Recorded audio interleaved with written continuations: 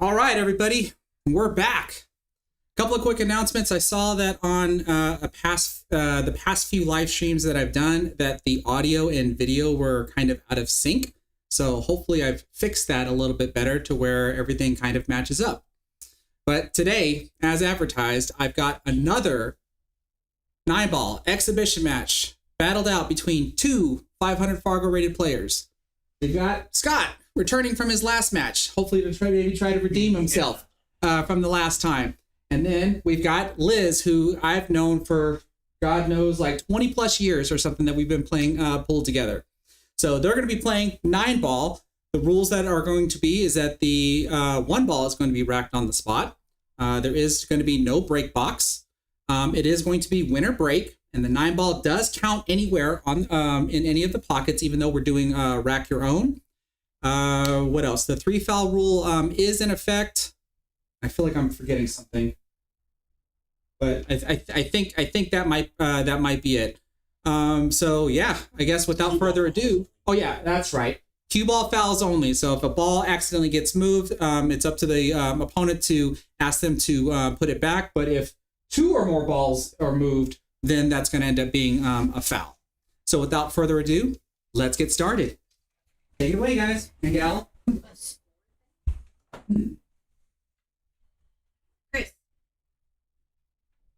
Chris. Yeah, he's trying to deal with that soundproof.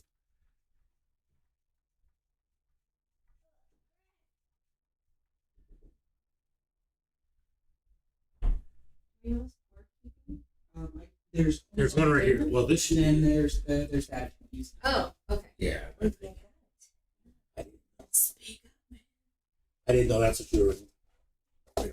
Yeah. All right, everybody. I am actually alone here in my office doing commentary this time. So please let me know if you can hear me okay, as Scott and Liz are getting ready to lag for the first break.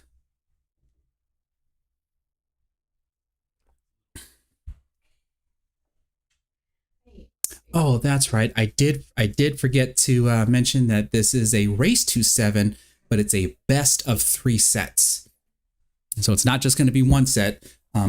We could do up to 3. Last time we only did 2 because Scott was on the verge of closing out 1 set, but just fell a little short and sold out the 2nd set. So here it looks like Liz has won the first break.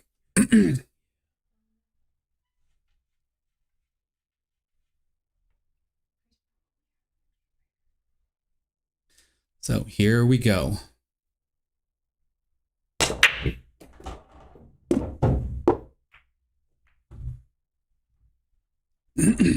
Open CSF, good to see you.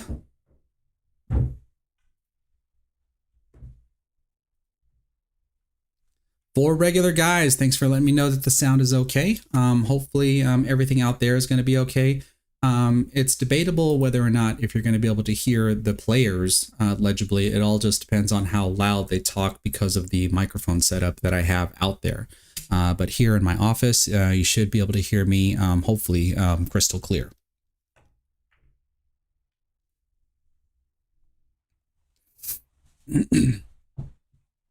So it's debatable whether or not if Liz was trying to actually make that 1 ball, but she does come off with a safety. So now the question is going to be is whether or not if Scott is going to try to potentially kick this way here in order to make contact with the 1 ball, let alone hit the 1 ball, or maybe he can just try to do a short side kick just to be able to get some sort of legal hit.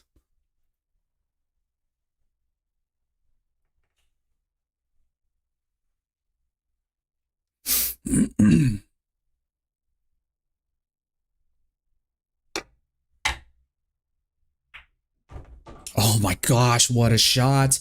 And someone requested that I try an instant replay.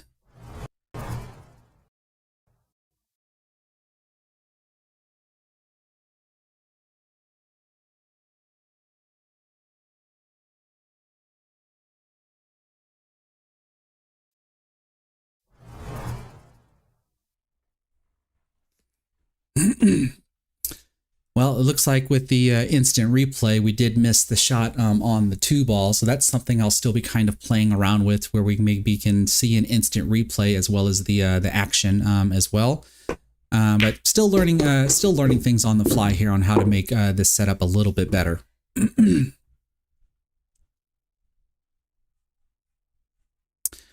Ooh, now the question is did Liz get far enough past the 6 to be able to see enough of the 3?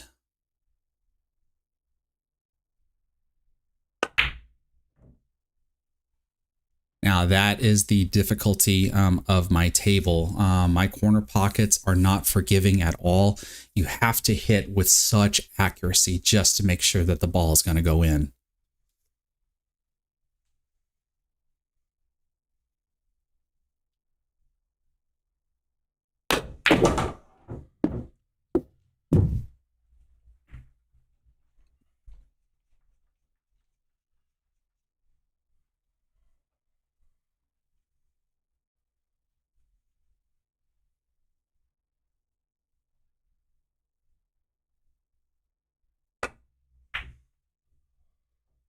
Oh, Scott there with a bit of an overcut on the 5 ball.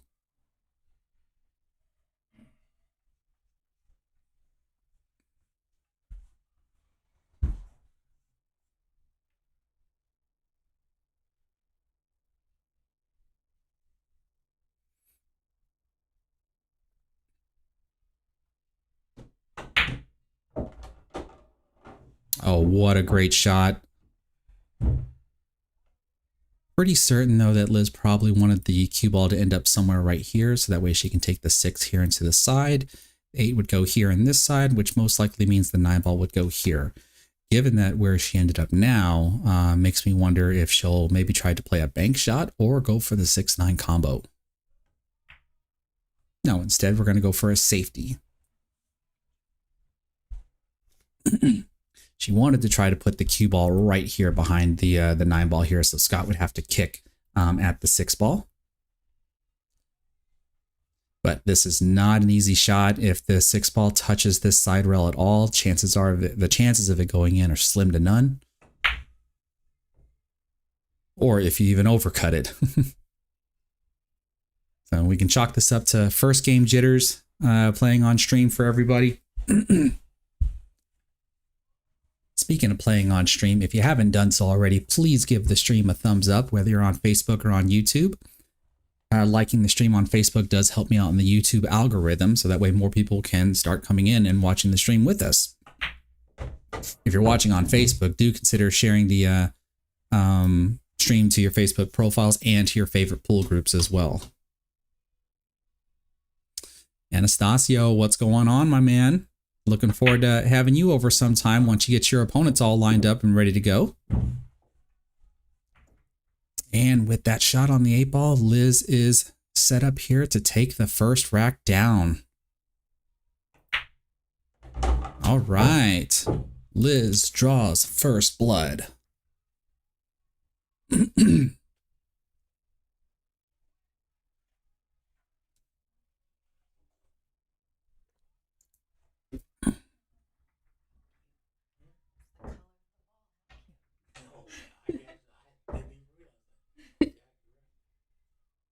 Does this music bother you? No. So for those that are new to the stream, the idea here is to help any of my locals come in and get comfortable with playing, in front of a virtual audience. Our local pool hall Skinny Bobs is getting more and more into streaming their tournaments or any events that they have at their pool hall. And so if anybody has never played on a stream before, it can be nerve-wracking. So this is to help them get a little bit more comfortable.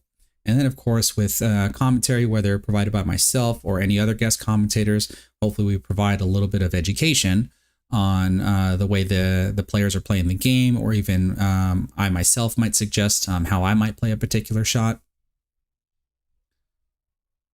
So that way you, the viewers, can see and hopefully learn stuff as well. Ooh, and it looks like the break cloth prevented the 3 ball from going in.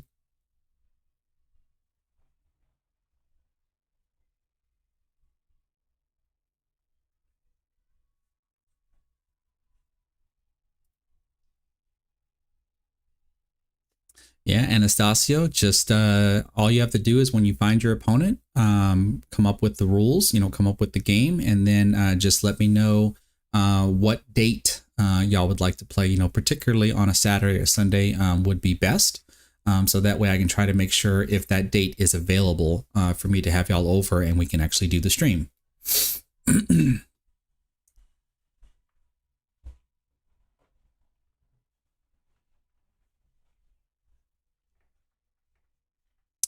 So this is a tough spot to be in for Scott here. I don't know. It's very risky on how you can try to play safe here and to be able to avoid scratching in the corner pocket here. Let's see what he decides to do.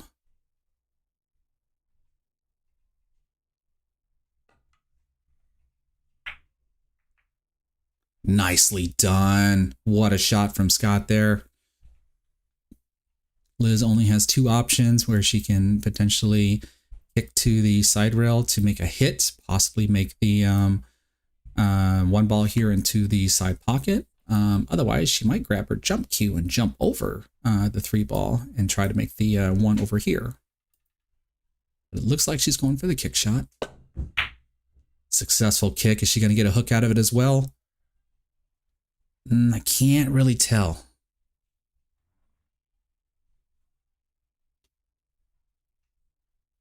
Loping CSF, I have a backlog of 9-ball league matches of mine that I play at Skinny Bob's. I just haven't really gotten started, or I should say restarted, back into publishing content aside from like doing these exhibition matches and stuff. But as much as I keep saying it, hopefully that's going to change here in the near future, because all I can say right now is that work has taken a higher priority. My responsibilities have increased, and I'm usually just pretty darn exhausted after a good days of work to be able to actually want to sit in front of cameras and computers doing editing and stuff and producing content. But when I start doing stuff like this, it does kind of light that fire a little bit more.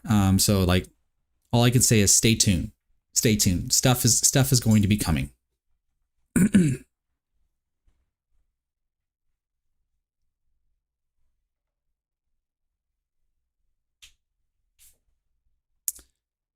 All right, is Scott going to take on the 1-4 combination? That's what he tried.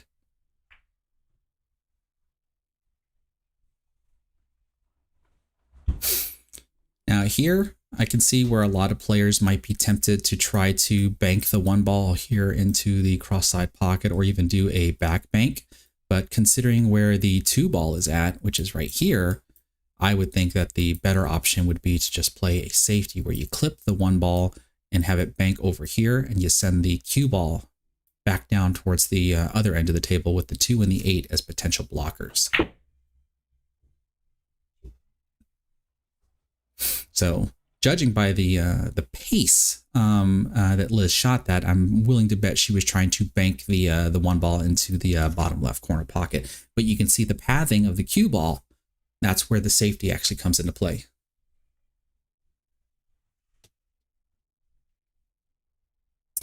Bob Henson, it's not about the tightness per se, because these are standard pro-cut pockets.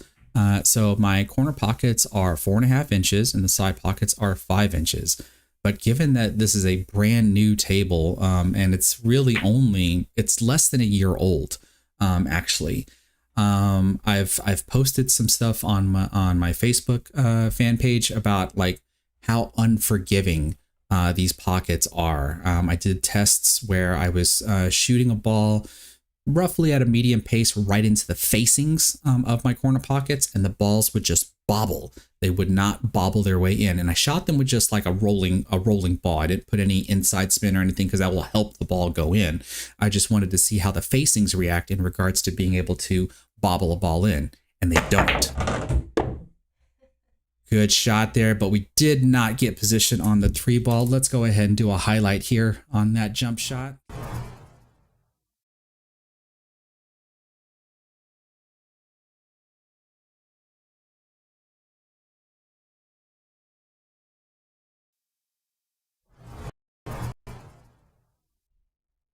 That actually worked out a lot better. The length of the clip was actually perfect.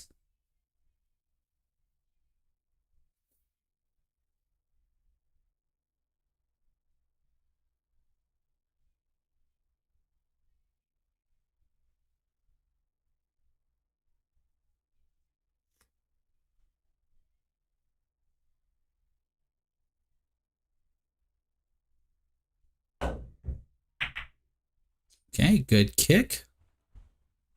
A legal hit is always better than ball in hand, even though Scott does have a shot here.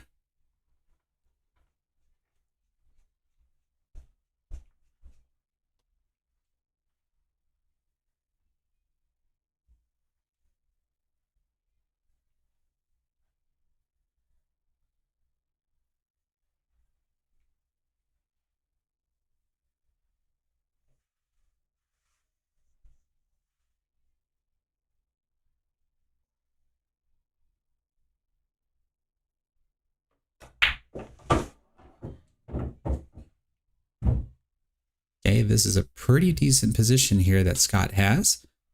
It's a small back cut. 4 ball to go here. And he's more than likely going to have to stun the cue ball out towards the middle of the table here for position on the 5. Hopefully he avoids the scratch in the side pocket. Nicely done there.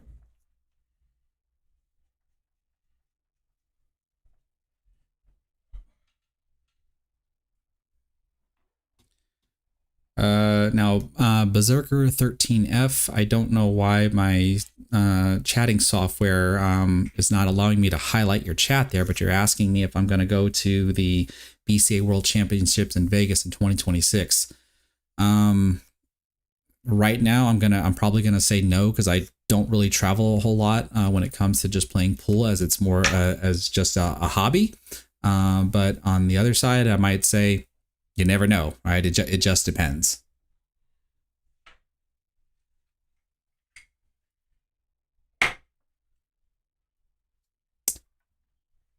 Let's see here. Something is not working anymore. There we go.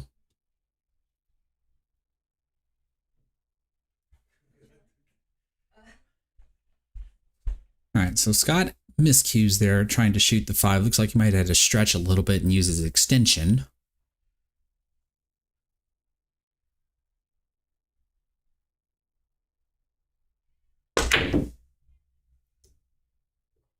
Liz trying with the zigzag positioning here. Gets the position, but fails to make the 5 ball. Actually puts the 5 ball in a really good spot, though, because it's difficult to make the 5 ball and get the cue ball to go past the 9 without touching the 9 ball. So the other alternative is to try to whip the cue ball with a severe draw shot. Let's see what Scott decides to do. You see what I mean? Like, if you make the 5 ball and attempt to go forward, you're going to run into the 9 ball.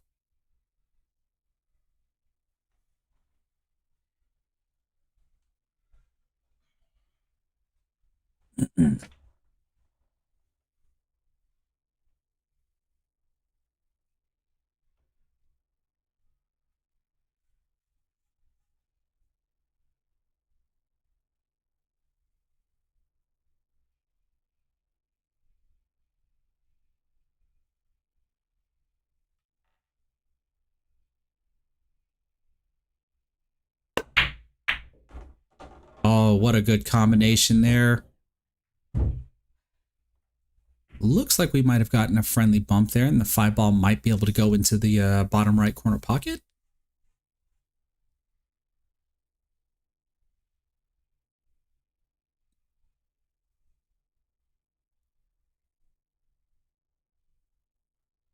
There we go. Now, excuse me. Now my chat software is working. Roy Alvarez, you're asking who's next? Well, that depends on y'all. I don't particularly try to set these matchups myself. I leave it up to the players to set the matchup. They need to find their opponent. They need to agree on what game they want to play. They need to agree on what rules they're going to play by. And then they just need to try to send me a particular date that they would want to play on. And as long as I'm available, to play on that date. And then we can set everything up.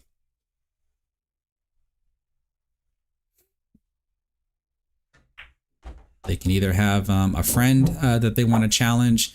I'm open to accepting challenges. Jude, who was my co-commentator from the last exhibition, is open for matches as well. So it just really depends on the players.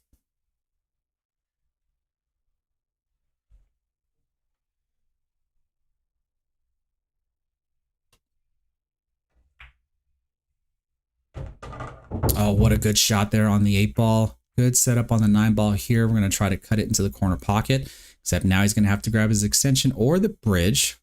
This time he opts to go for a bridge. This time I did set up a bridge on both sides for the players to be able to use.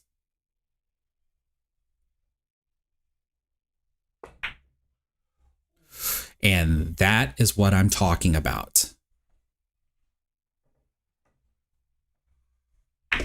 How many of y'all would have expected that ball to drop? That's how difficult the pockets are.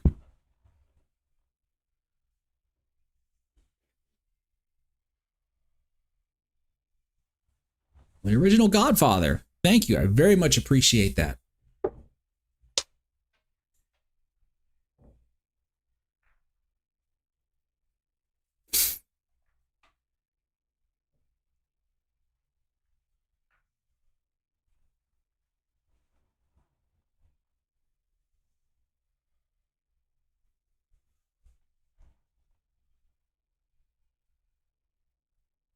Or regular guys, you're asking if there's an ideal standard for skill level. Well, I would want the matchup to be fair, right? So the two players that are out there, their Fargo rating is around 500. So I don't think it would be very ideal, for example, if one of them were to challenge someone whose Fargo rating was like 700 or something, because then the match is going to be heavily favored for the 700 Fargo rated player. I don't necessarily want to host handicapped matches either. So it really, the skill level range really doesn't matter if two 400 Fargo rated players or two APA skill level 5s or 6, as long as there is a similarity in skill between both of the players, the ranges of that skill doesn't really matter. I wouldn't mind having two 700 Fargo rated players come up here and play, nor would I mind having two 300 Fargo rated players coming up here and play.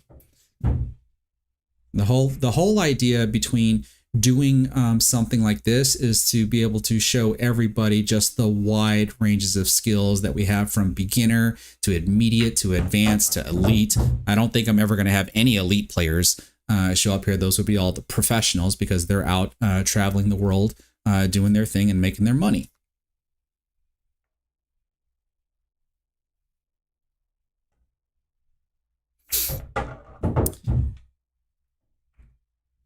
Lobing CSF, you are asking a very, very good question, and I wish I could tell you the answer.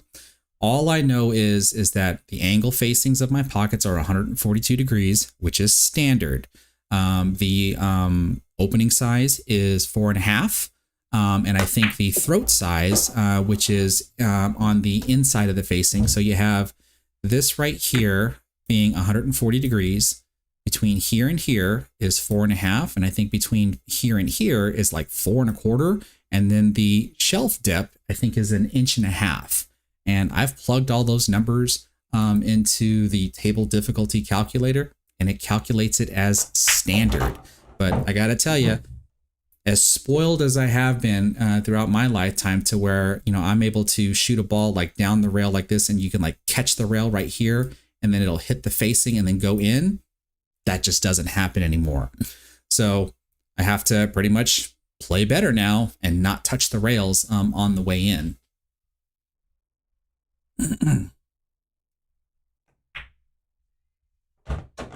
Good shot there on that 8-ball.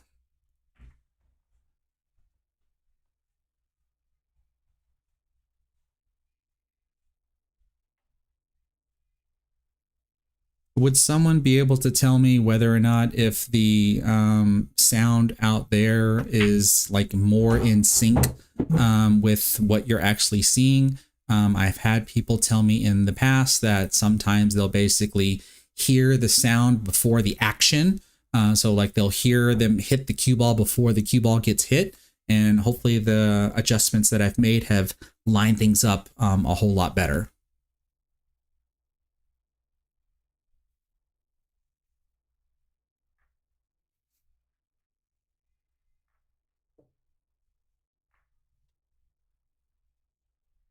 Yeah, loping CSF, I really don't know at this point. I do know that on my old 8-foot table, I could get away with brushing the rail before the pocket and the ball would go in. I looked at a lot of old videos where I did that.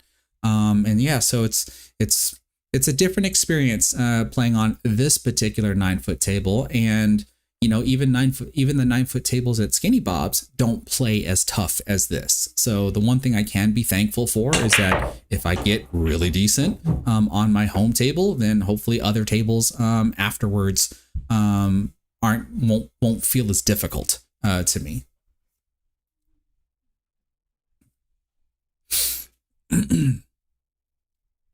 Now you can see here that with the one on the spot and they're using a template rack, that wing ball is going in consistently with the way that Liz breaks. Now she didn't really get a good positional shot on the one ball here, so it looks like she's going to elect to push. This is where she can push the cue ball anywhere she wants on the table. She can even pocket a ball if she wants to, but if she decides to pocket the 9 ball, the 9 ball will come back up onto the spot. And then Scott here has an option to shoot where she pushed or give it back to her.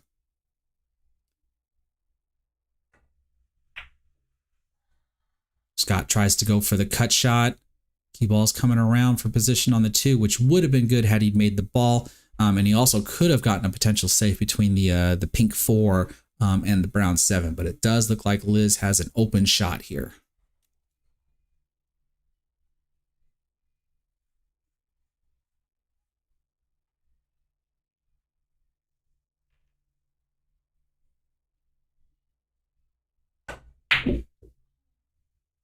Liz with just a slight overcut on the one ball there, catching the right side of the point of the corner pocket, but does end up fortunate with the position here.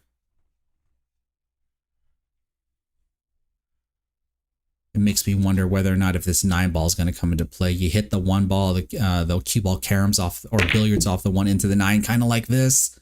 9 ball is floating around. Oh, and almost found the side pocket.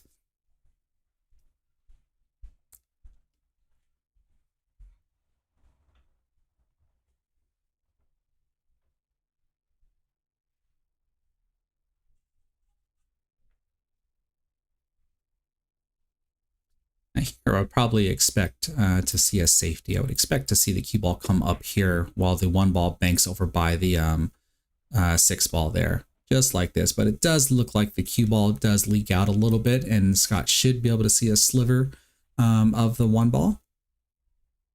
So that would make me wonder, though, should Scott try to clip the ball and then have the cue ball do something like this and get behind these 3 balls here, because the 1 ball is automatically going to go closer to the corner pocket. So he has to try to hide the cue ball. And I think as thin of a hit as he's going to get, he's not going to be able to spin back there. Looks like he might have tried to make it, but doesn't make contact with the 1 ball. So Liz is going to have ball in hand.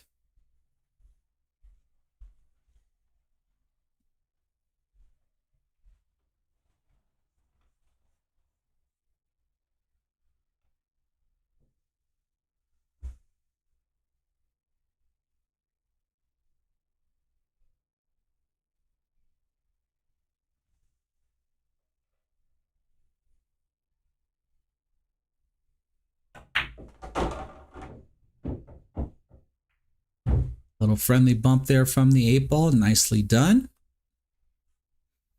So going back to the question that 4 regular guys asked about the skill level range, it also really just depends on the players, right? You know, they're going to be playing in front of a virtual audience live, and whether or not they consider themselves to be a decent player or, you know, whatever, like, are they just comfortable showing their skills to a live audience like that? That's what really matters. So for me, though, as the person that hosts everything and sets it up, I'm not going to care what the range, the skill level range is. It's really just going to depend on the players.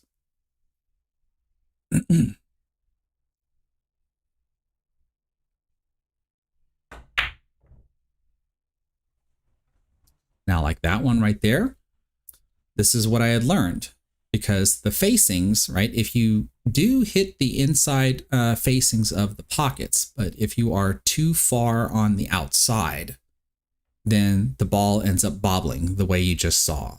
And so that requires you to be more precise and hit more inside of the facing, but not too far inside to where you end up catching the rail. So it's like you just got to thread the needle. Now, Scott coming out here with a great safety, hiding the cue ball behind the 6 ball.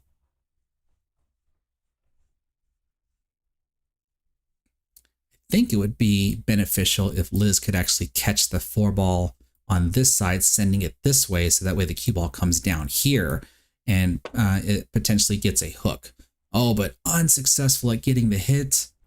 Scott's going to have ball in hand, and the 9 ball is moved, making the table a little bit more open.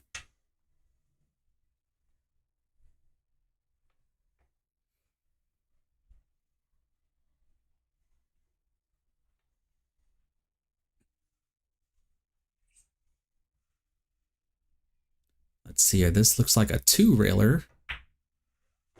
1, 2. And then maybe another 2 railer coming up, to where Scott's probably going to try to cut the 5 ball here into the side pocket and send the cue ball like this in order to get position on the 6. Maybe 3 rails. Pretty darn close. Might have gotten an unfriendly bump from the 9 ball.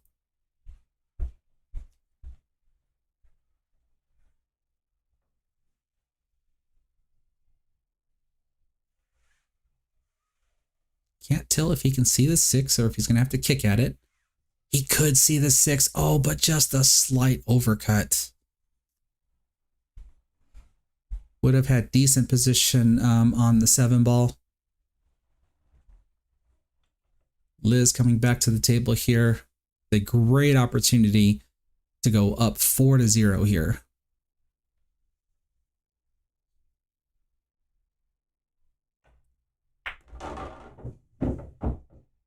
Decides to rail first the ball. Gets decent position on the 7 ball, to where we're probably going to have to see some sort of play that looks like this. We're going to cut it into the side pocket, send the cue ball down this way, and come back right up towards the middle of the table, probably at least somewhere, maybe right around here, so that way she can reach the ball, the cue ball, in order to shoot the 8.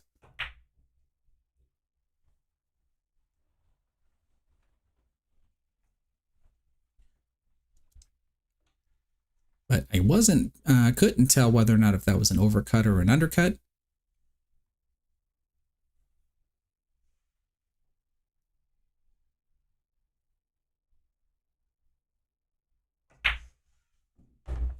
Ooh, I'm actually surprised that that ball fell. There are rarities. Where the ball can actually catch the rail before the pocket, and the pocket will allow it to go in. You know, when they say pocket speed, like that pocket speed ends up being very specific. And then, of course, the angle at which the object ball goes into the rail and comes out really matters as well. So with this 9 ball here, can Scott get on the board? Oh no, just a bit of an overcut. Is it going to multi-rail down to the bottom left corner pocket? Ooh, not quite. With the cue ball being on the rail the way it is, though, this is not an easy shot.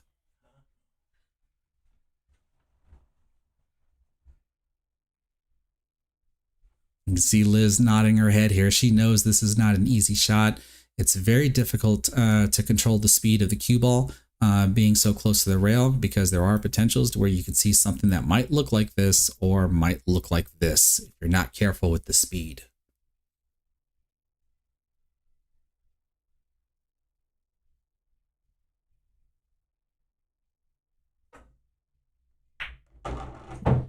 See what I mean? Look at that. And she managed to get right in between everything. Liz is up 4-0 in this first set. Race to 7. Best of 3 sets here.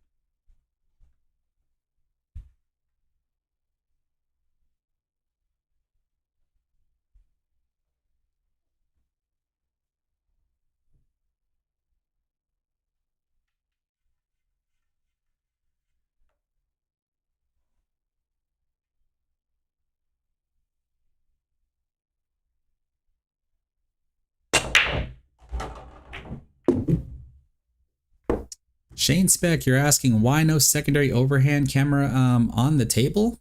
Well,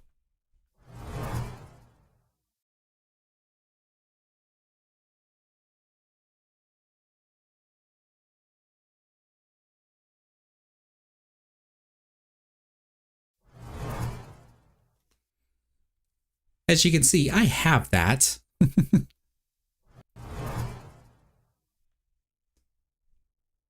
The problem is usually just finding the opportune moments to actually switch to that.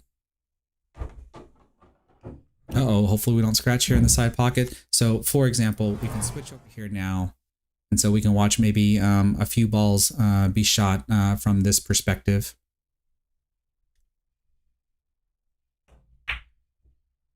Uh-oh, side pocket looks pretty big.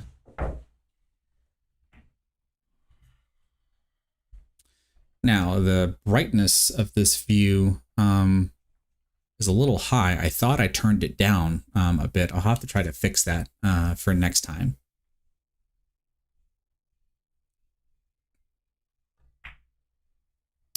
But the overhead camera that I have here captures the table to its entirety at this size. There's no extra space because, you know, for standard homes, the ceiling height is only about 8 feet. It would have been great if I would have had like a 10-foot ceiling or something, because then I might be able to capture a little bit more of the walking area around the table and have a little bit more room to play with. So I haven't really quite figured out how to construct a scene together like how I have this one here, you know, with the scoreboard and the coloring and et cetera, et cetera.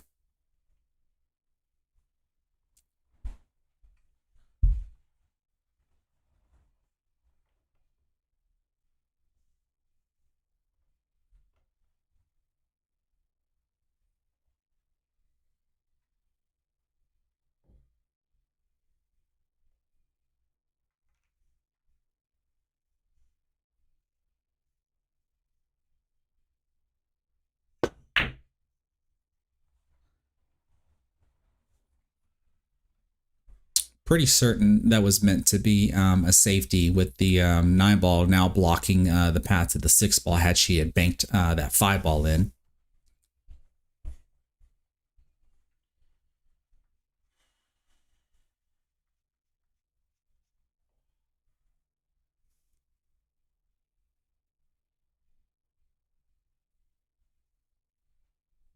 Okay, let's see how Scott's going to try to take on this 5-ball. We know the cue ball is going to go to the end rail.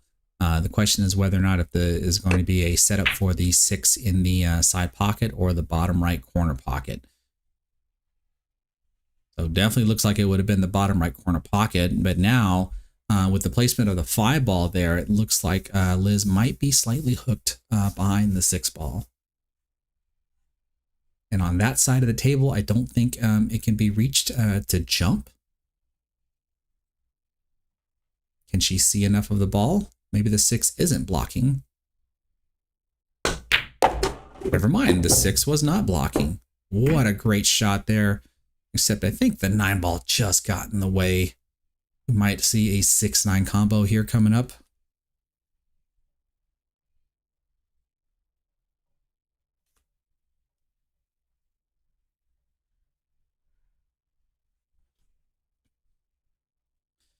Marshall DeMoz, you're saying, am I in a booth? I am in my office. So if I wanted to, right, I can show you right here. So straight ahead of me is my pool room, pretty much behind the camera, which you're seeing me on. So I'm trying to talk rather quiet because I don't currently have enough of a soundproof setup to where they can hear me, but not very loud. Holy crap, what a shot there. Let's try to do an instant replay of that.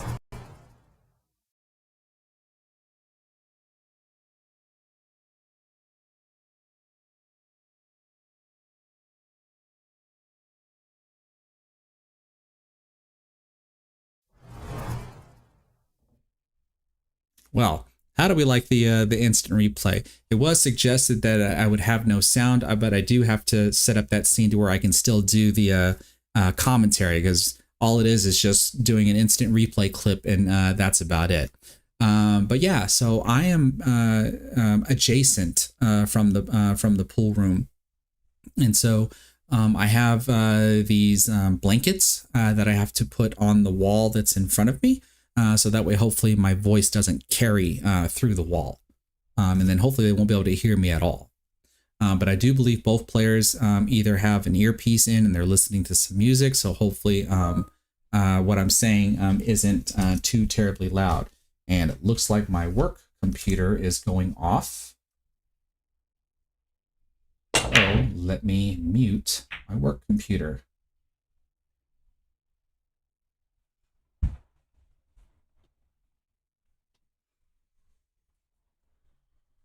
Marshall, thank you so much for the way the room looks. I've worked really hard on getting everything set up.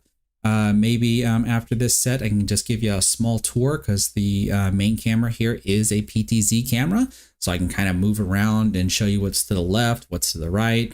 You can see the jerseys that are straight ahead, as well as my YouTube plaque. I can bring those into view. So we'll wait until this set is over, and I can give you a little bit of tour as they prep for the next set. Don't know if they're going to take like a small break, you know, get a drink or use the bathroom or anything, but we can definitely use that time to tour the room.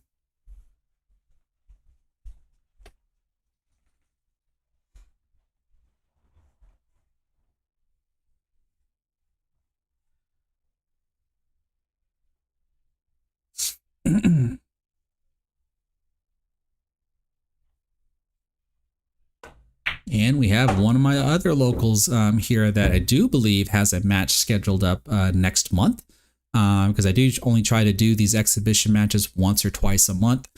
So that way the channel isn't overwhelmed, or my social media is not overwhelmed with just this content, because I do want to start being able to put recordings back out where I might teach a lesson, or I've mentioned before about how I have a backlog of my BCA 9-ball league matches that I need to review.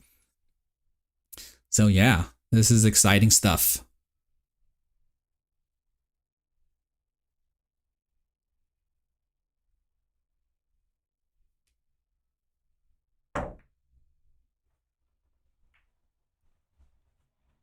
Oh yeah, Loping CSF. My dogs, they get all kinds of excited when people come over. You'll see them come in from time to time to encourage Liz or encourage Scott or whatever. I don't think we're ever going to see the cat, though.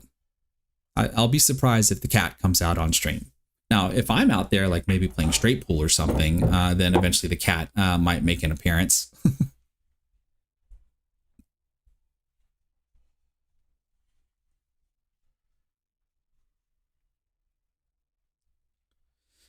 Bob Henson, I really appreciate that. The videography part is actually something that's also been causing my delay in producing content, because I am trying to learn new things, and like special effects or any kind of pizzazz, if you will, that I could add to a video, and learning those things are taking a very, very long time. It's because of that I've basically decided that, you know, I pretty much just like keep on learning it as I go on, but then still produce videos the way I know how. And if there's a fancy graphic or illustration that I can add, then go ahead and that I already know how to do, then just keep on doing that while trying to learn new stuff at the same time.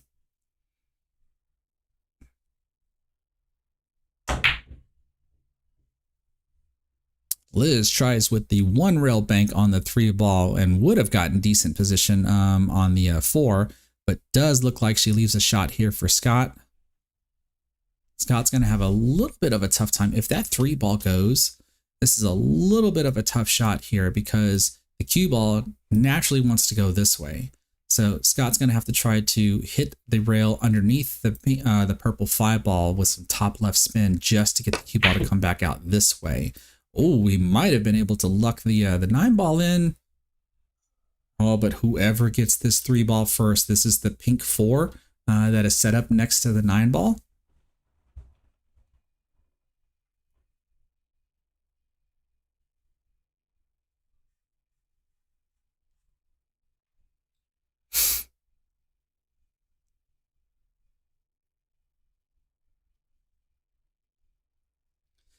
Well, for regular guys, I don't happen to run that type of lottery.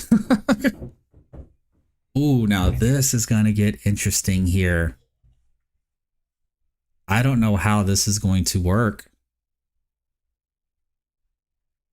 Because it's questionable whether or not if you aim to be able to make the 9 ball or not. And see, like the 4 ball didn't even move. I don't even believe that Liz wanted to make an effort to like skim the 4 ball or do anything because it's still going to stay married up next to the 9 ball. So I think this was actually a very smart decision. The other part is whether or not if she wanted to attempt to make legal hit on the 4 ball and billiard into the 9 ball, the balls are just so close together that it would be so difficult to tell whether or not if a double hit foul would have occurred. So I definitely agree with the move there on just knocking in the 9 ball.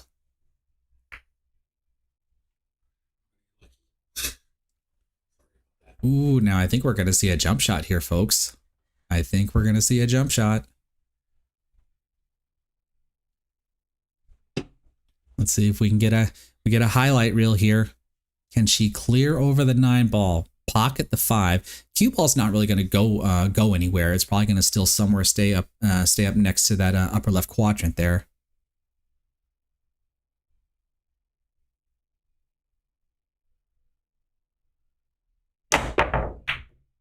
Good hit.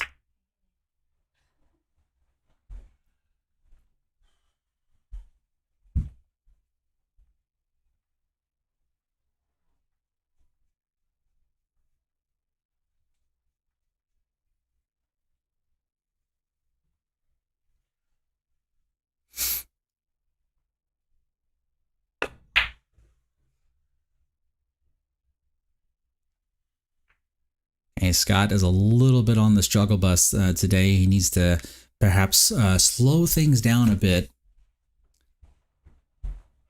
to try to get back into gear here.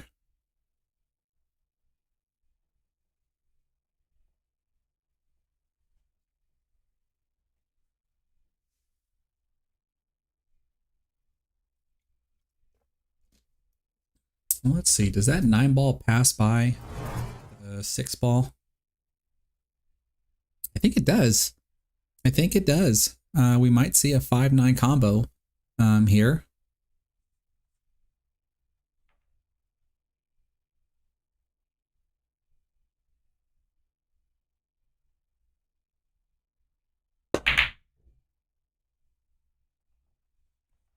Good try with the combo, just a little bit thick on the hit there.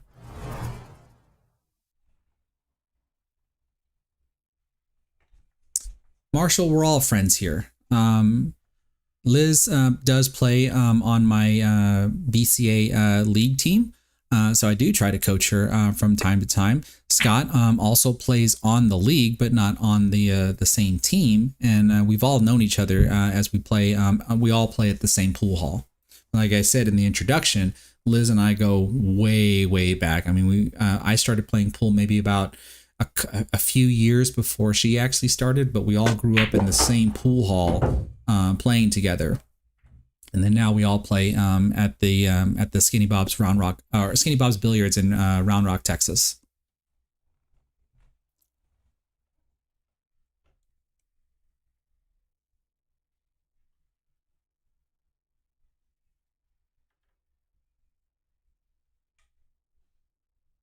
All right, what could she be contemplating here?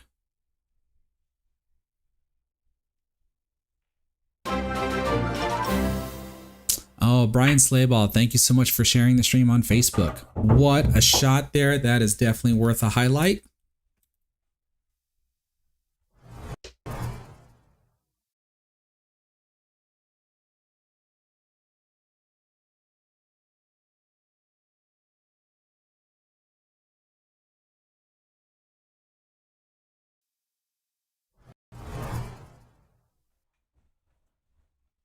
Oh, but we did miss the shot on the 7. Okay.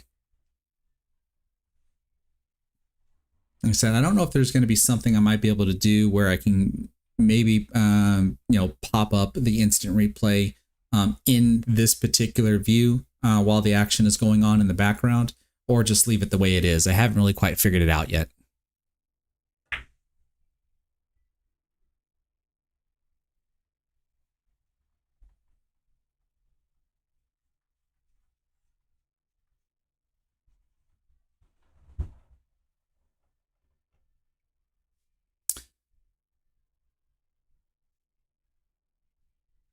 That's something I can certainly do maybe after the entire match is over. If they're up for like doing like a post game interview. The last time we did the exhibition match, when the match was over, I pretty much switched to the camera to be here inside of my office here to basically just give like the exit outro, and then ended the stream. But that's something I can certainly consider doing.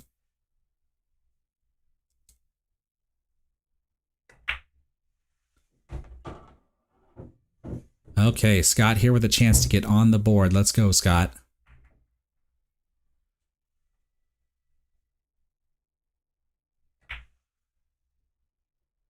Oh no, just a bit of an overcut.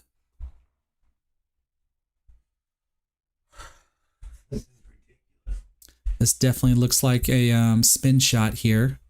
Gonna have to shoot this with some left spin and catch the rail first before the 9-ball, and stretching across the table doesn't make this any easier. But easy enough. Does the cue ball avoid the scratch? It does. And with that 9-ball, Liz is on the hill.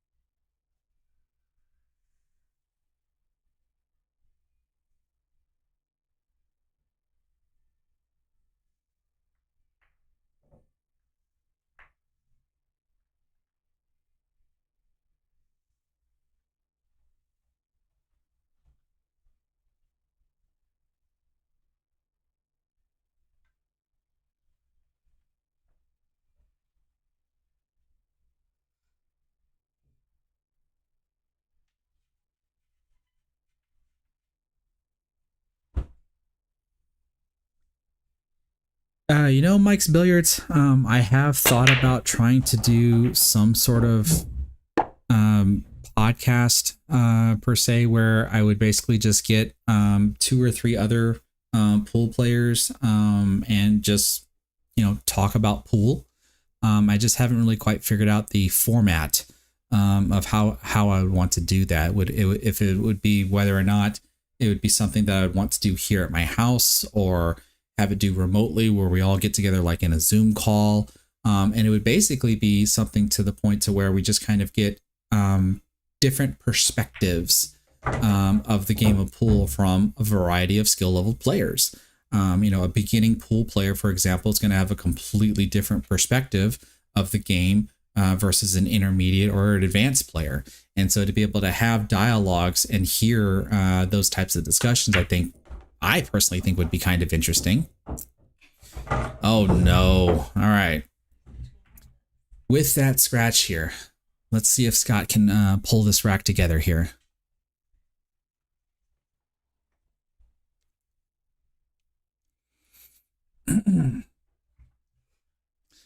The majority of my channel or my social media is more for like educational and then you know, sometimes entertainment. You know, here we're watching two 500 Fargo rated players playing, and so the commentary that I'm trying to provide, at least for the viewers that might watch this after the fact, would be, you know, cue ball pathings, how the cue ball is going to be moving around, what they could potentially do, how they would how they move from one ball to the next, you know, et cetera, et cetera. You know, so for example, I look at this and think to myself that Liz would most likely want to put the cue ball probably somewhere right around here, so that way she can shoot the 4 ball here into the corner pocket, follow forward to about right here, and you can see how she can play the 6 ball here into the side pocket, follow forward to play a stop shot on the 7, right? Then the 8 ball goes here, and then the 9 ball goes here. Let's see how all this works. I'll even leave all the drawings to see how, you know, how accurate my guessing game might be.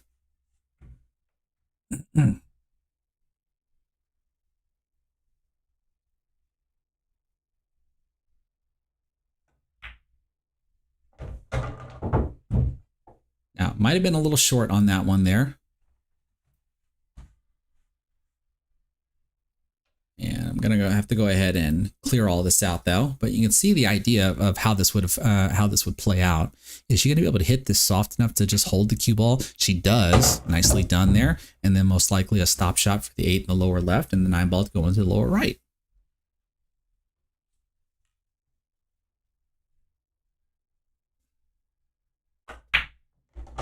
Uh-oh, okay. There's nothing wrong here. A little bit of a cut shot.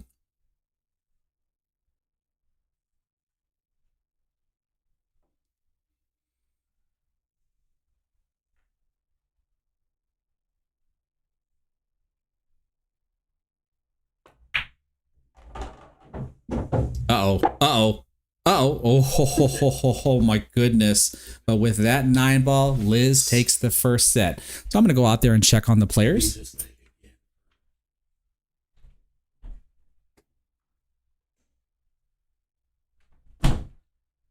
Well, off to a good start there. Do you guys want to take a small break before you start the second set? Or are you just ready and raring to go right into it? Or I'm ready, obviously. okay, so it'll just depend. Yep.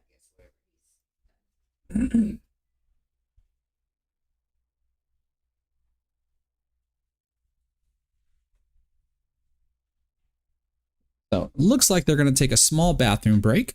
So let me switch over to this. So, hi everybody. So hopefully everybody has been enjoying the match here. I certainly have been enjoying the match. Scott is kind of struggling right now, but hopefully that can change here in the next match. Let's see here. Why is this not working? Yeah, I'm scared about it. Oh, okay. Yeah. Oh, I see why it's not working. Let's do this. And let's do this. There we go. Mike Billiards, thank you so much for the $2. I believe this is a super sticker. I really do appreciate it, man.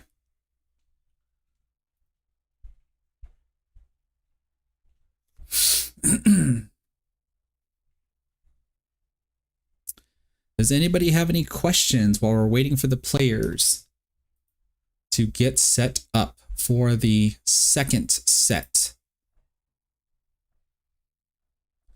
You know what?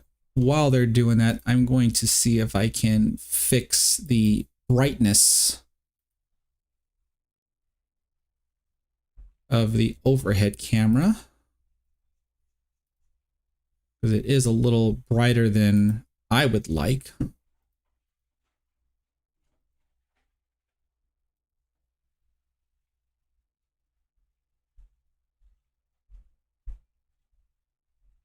go. Hopefully that might help.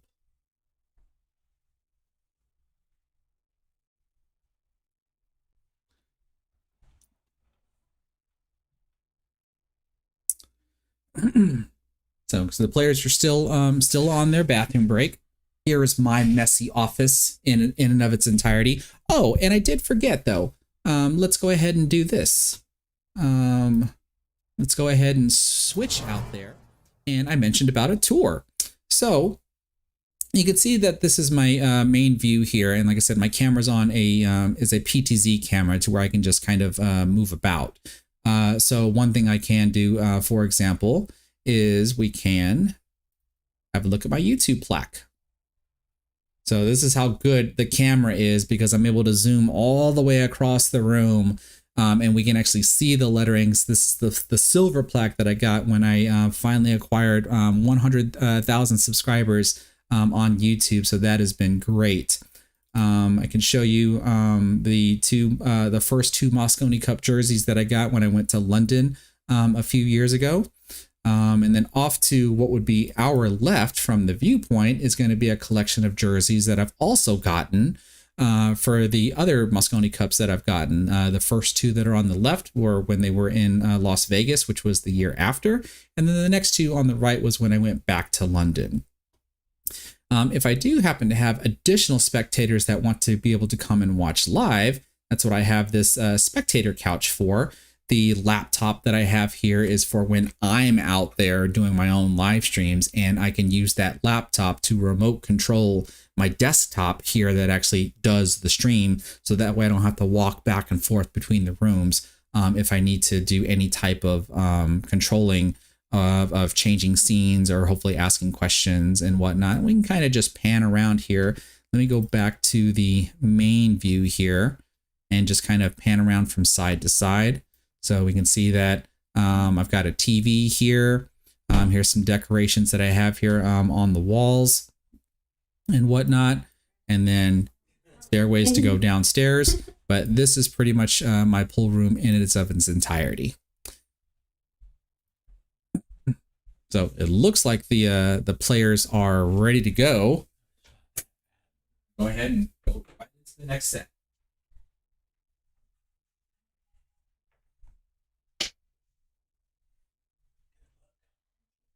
So what we're going to do is we're going to reset the score.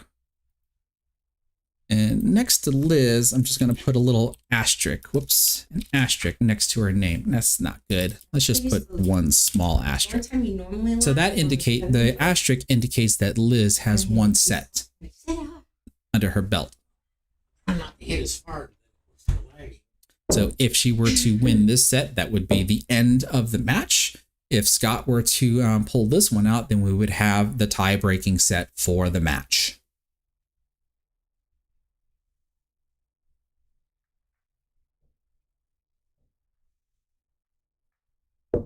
This is a good question. For regular guys, how could someone contact you directly for a matchup? You can pretty much reach out to me on my Facebook fan page. So if you go to facebook.com at Lil Chris Pool Player, you can just send me a direct message there. Like I said, the conditions are that you have to find your own opponent, come up with the game that you want to play. I don't care if it's 8-ball, 9-ball, 10-ball, straight pull, one pocket, whatever. It really doesn't matter. Come up with the rules that you want to play, and then pick a date. And most importantly, send me the date that you guys would want to play on to see that I'm available to be able to host the matchup.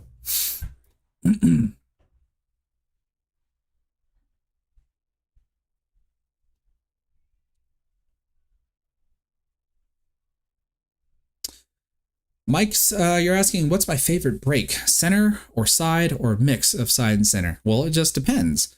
Because if it's 1 on the spot, I'm breaking all the way off to the side rail. If it's 9 on the spot, then I'm most likely going to be breaking from the matchroom break box.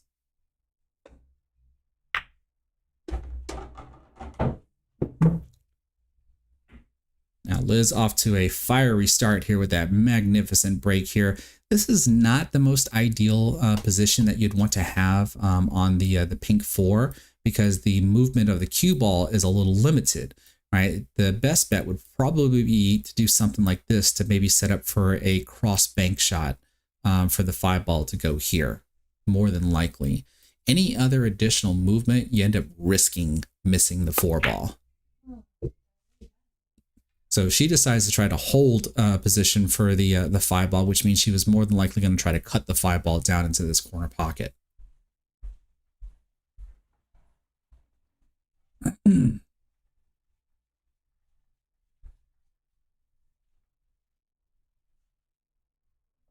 Well, Marshall, I didn't have to worry about getting the table up here because I didn't install it.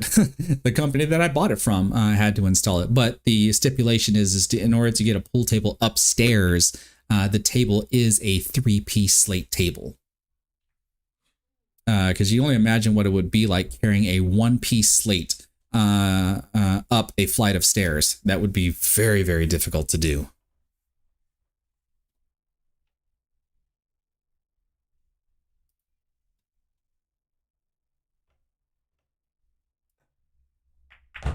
Ryan Slayball on Facebook, you're asking what's the table in size? Well, this is a diamond table. It's a 9-foot diamond table with a standard pro cut pockets.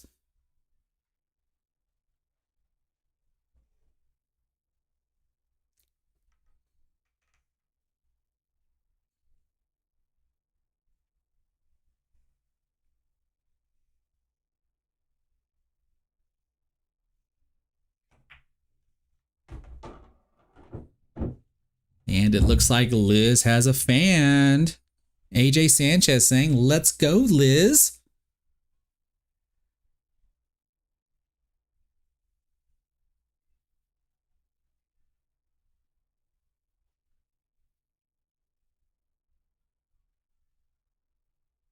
So there it looks like Liz might be checking to see if the 7 ball passes by the 9 ball. If it doesn't, I'd be curious to know if she's going to elect to try to cut the 7 ball into the bottom left. But we can see she is lining up for the bottom right, or she's lining up for the combo. What a shot.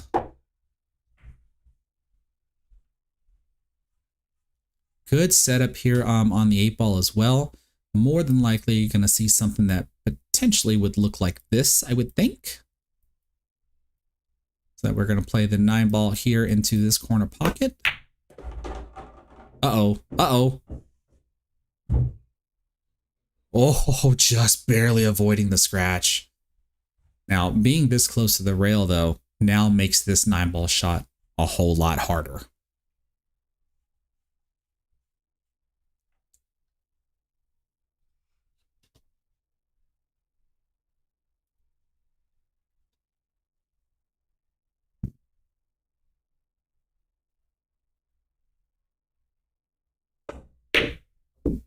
Oh, I'm surprised that went in. I am surprised that went in.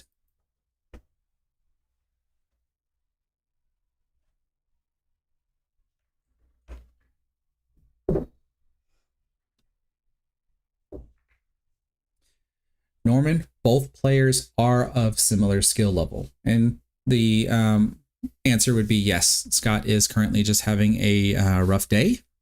It happens to all of us. Sometimes we play good, sometimes we play bad.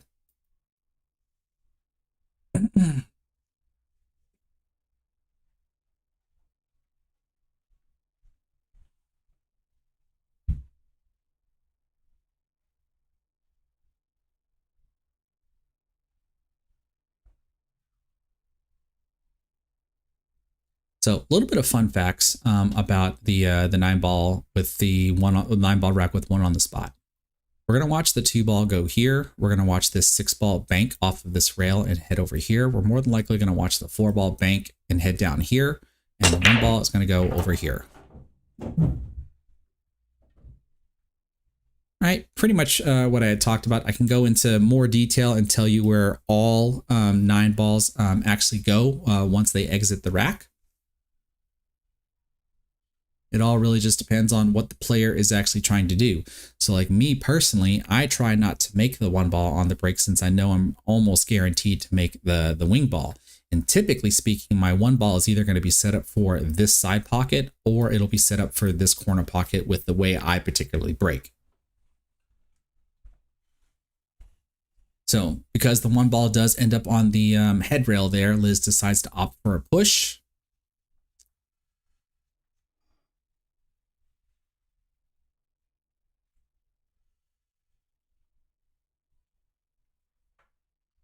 Let's see what Scott decides to do.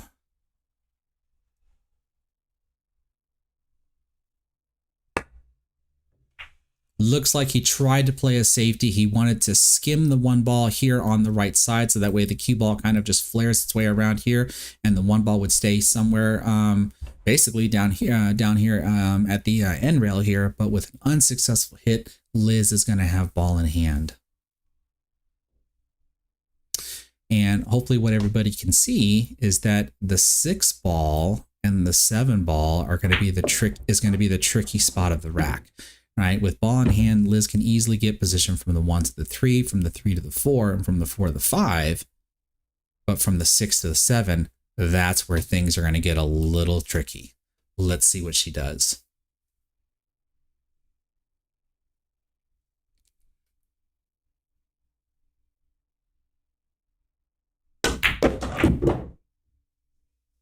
Well, with the unfriendly bump on the 5 ball, now the tricky movement is going to be from the 4 to the 5.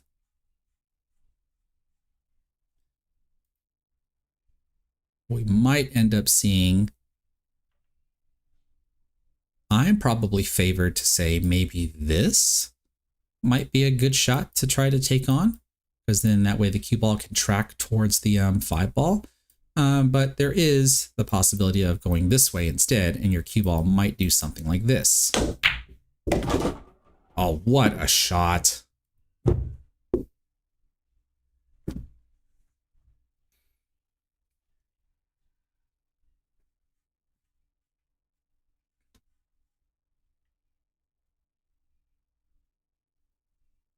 Well, Scott has played here before, so whether or not if the stream is having an effect on him, but performance on top of being on stream could have an effect.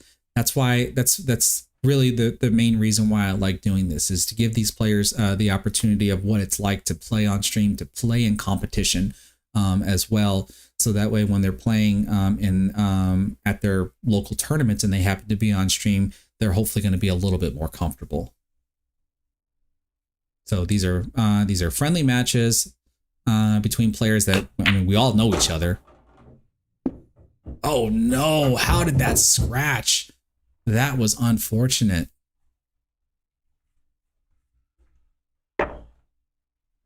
It is.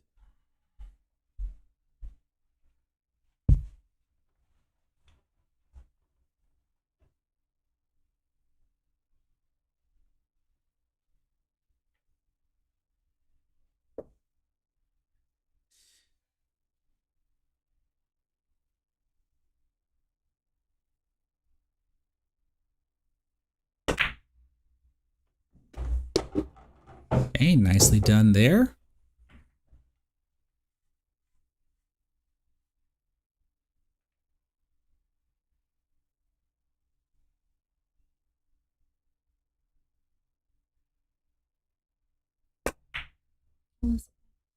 A little bit of an undercut though, but might have gotten away with it. I mean, I think Scott might be able to see a little bit of the 7 ball. He might have to play some sort of safety.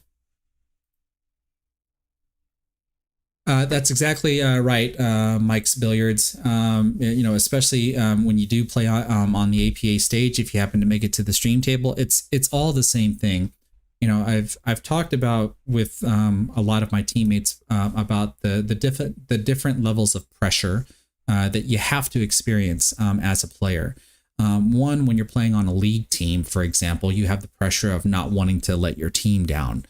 So you're hoping to want to be able to perform well under those competition conditions. The next level of pressure I would think would be tournaments, right? Because now you want to go into a tournament and be able to play under the pressure of yourself at being able to perform well. After that, there's gambling, right? You want to experience the pressure of playing with the possibility of losing a little bit of money. All right. All 3 of those are different levels of pressure, and they don't feel the same. So it's really important that a player actually experiences those types of pressures while playing under competition. And then there's playing on a live stream, which I can attest to is a completely different level of pressure than the other three. So if you get a chance to experience all four, then hopefully as time goes by, like your nerves are just a little bit more handled when you play.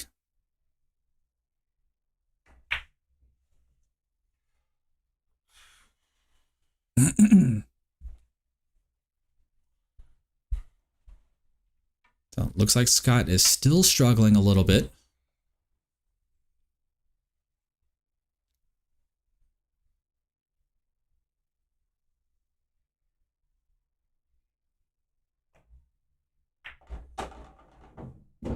Good 2-rail transition there for the 9-ball to go into the bottom left corner pocket.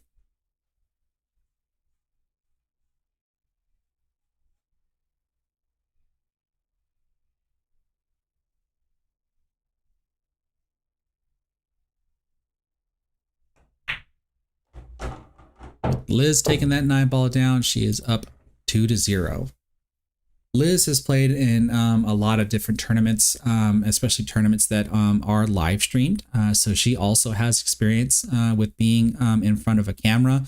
And even when we go to our league nights, sometimes I end up bringing my cameras to record my match and then my players' matches that I do reviews with later on. So I'm pretty sure Liz is at least more comfortable being in front of a camera. Scott has played on my stream before, and I do believe he's played on stream at Skinny Bob's, but I just don't think he has the same number of experience being on a stream. So whether or not if that is the delta between the two players, because they are very similar in Fargo. I do believe Liz is like a 507 or a 508, while Scott's a 509. It's just one of those things where, like I said, sometimes you're going to play good, sometimes you're not going to play so good.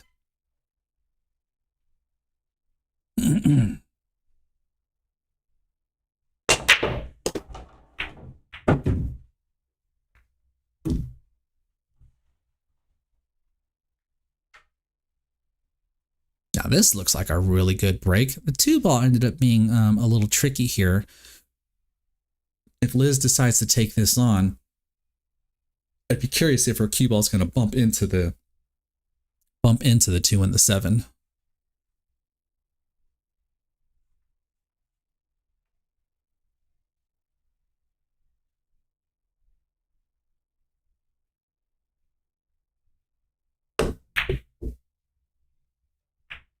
Well, you can see what I mean, that even though she had missed the 1 ball, how the cue ball came close to the 7 and the 2. So it does make me wonder, had she made the 1 ball, if she would have ran into the 7 and the 2. Roopster 760, what is going on, man? This is one of my other fellow YouTubers. So for those that are watching, feel free to hop over to his YouTube channel after the stream, of course, and check out his content. JT commenting that this is still a great watch regardless. Thank you very much. I do appreciate it.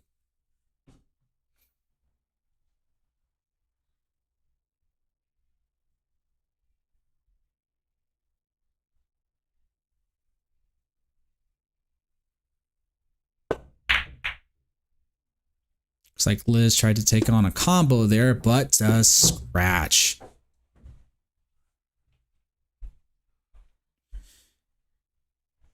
Now that 2-ball is really, really funny, right?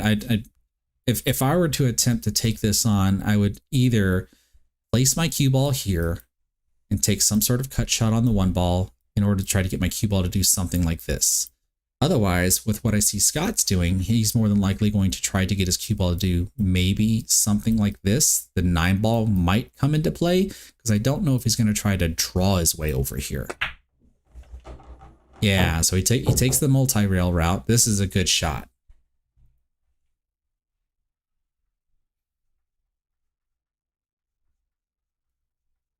Now here, I'm actually, if I'm in Scott's shoes, I'm playing a safety here. I'm just going to hit the 2 ball with a stop shot and tuck it behind the 7 ball. Scott decides to take it on and makes a great shot with the 2-ball. Doesn't get decent position on the 3-ball though. So I would definitely expect to see some sort of safety here.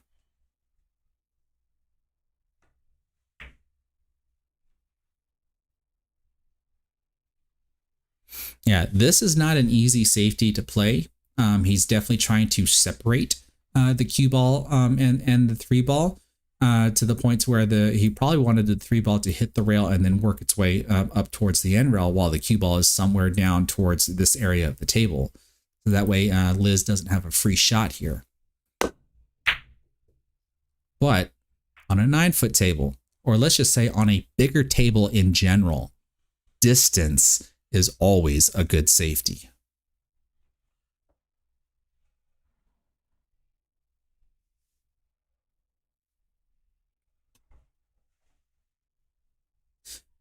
Norman, you are asking the million-dollar question. Why is it on some days we can just play lights out, and play, 2 levels above our average level, and then why are there some days where it just seems like it's the first day we're ever picking up a pool cue? That is the million-dollar question.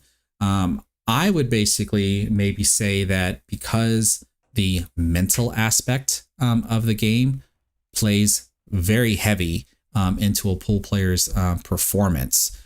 So you did question whether or not if concentration was the thing. I probably would have said focus more than anything to be probably one of the leading reasons why there could be a dramatic difference between the way you play one day versus the way you play another day.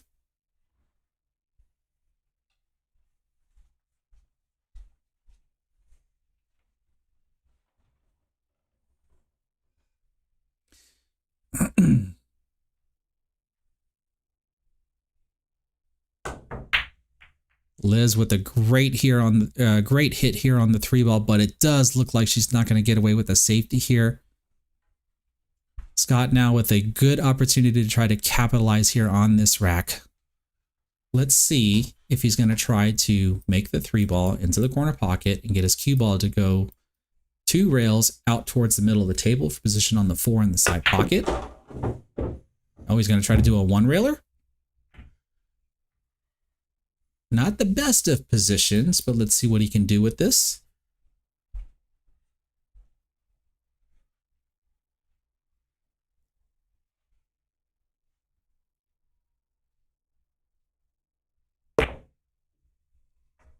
Oh, that would have been a great shot. Just a little bit of an overcut there.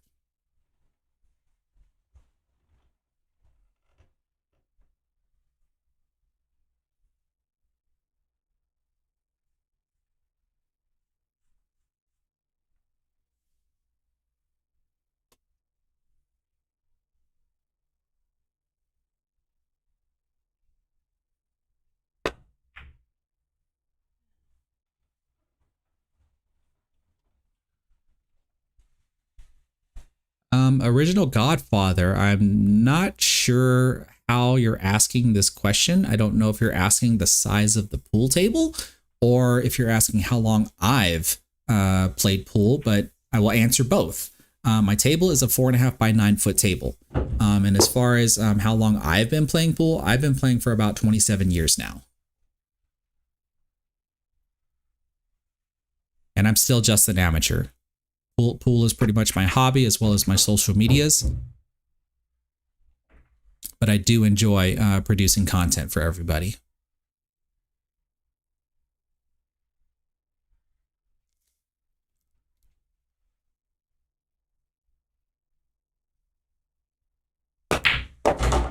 Oh, Scott fired that shot in. What kind of position is he going to get on the 8? It's decent. It's decent. Now, do you try to pinch this with some low left spin and try to come deep into this pocket like this to get position on the 9? That's what he's trying. He's going to get on the short side of the 9 ball, it looks like. But that's okay.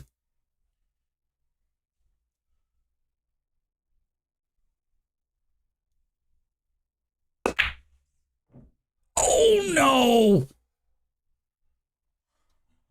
But this with this missed 9-ball, though, Scott does leave it decently.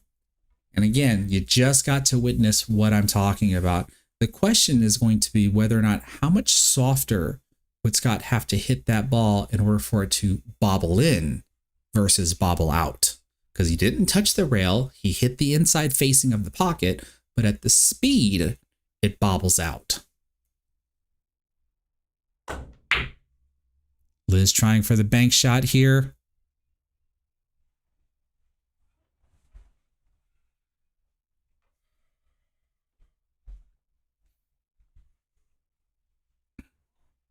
Let's see if Scott's going to be able to cut this ball in, because that's what I would elect to do.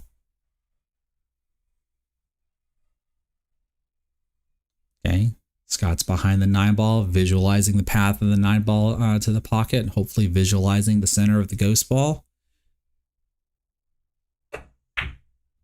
And with that 9-ball, Scott is on the board. Look, he is happy. We're all happy for Scott. Everybody, make sure you give the stream a thumbs up for Scott there, making that 9-ball, finally getting on the board with a score of 2-1 in the second set.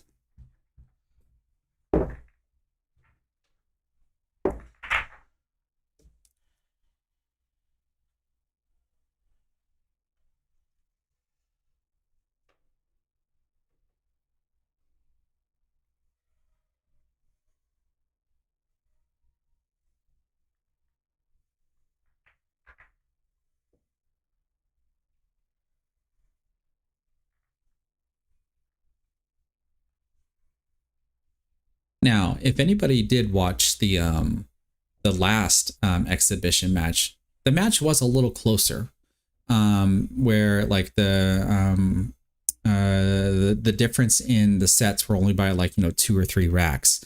But what I found to be interesting was towards the end of the second set, you were actually able to see the fatigue starting to set in on both players, which made me think that both players at the time were not used to playing under these types of conditions where you do like these multiple sets or multiple races for multiple sets. I don't think it's considered the same thing when you're playing in a tournament, because typically when you're playing in a tournament, you play your match, then you might get a small break, and then you get to play your next match, or sometimes it might be hours before you play your next match. Here you can see that the break here was really short. It's just a bathroom break, and then the players get to go in. So if we can actually get to a third set, I would wonder the same thing, if fatigue will start to settle in. But let's find out.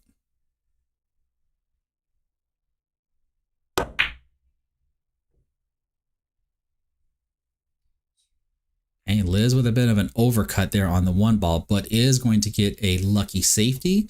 Scott's going to have no choice but to attempt to do a 1-rail kick shot for the possibility of making the 1-ball here into the corner pocket. But at the very least, he does want to score a hit.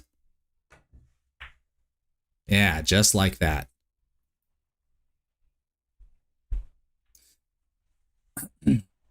But now I would expect maybe just another safety.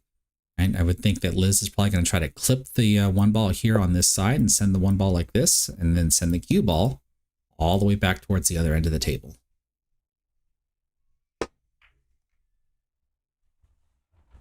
See, when you play enough pool, commentators usually can predict what's going to happen on the table. And then also if you know the players as well, and like you know the way that they play, like if they play aggressively, if they play conservatively, etc., etc. Now here we're going to see a 2-rail kick from Scott. Let's see if he can make a successful hit, and he does. And gets away with a safety. Now, me personally, this is a little too close for comfort. I would probably not attempt to jump over the purple 5-ball to make contact with the 1. I would probably be looking for some sort of 1-rail or 2-rail kick. The 1-rail kick is difficult because you have to stretch and you have to bridge over the 5-ball. It's very difficult to tell if you're going to be able to kick somewhere over here, because you have to really kill the angle.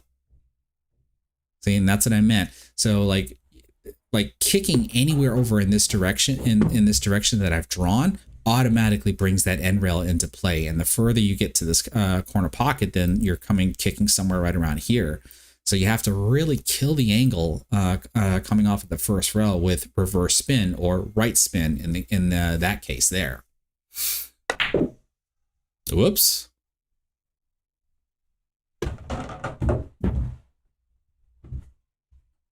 Scott, with a snap decision on how to try to play position from the 1 to the 2, doesn't make the 1 ball and scratches in the side pocket.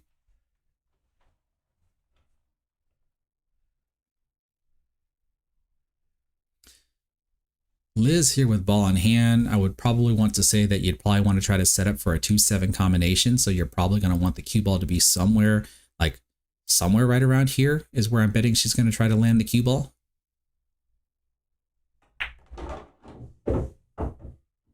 Or at least somewhere over here where she can see the 2-7 combination.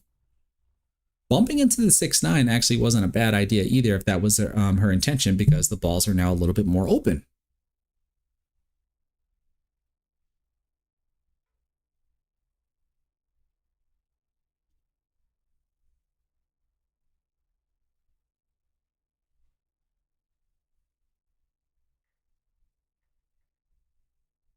And when you play combos like this, though, you have to know where the 2 ball is going to go after making the 7 ball. But Liz was unsuccessful with the combo.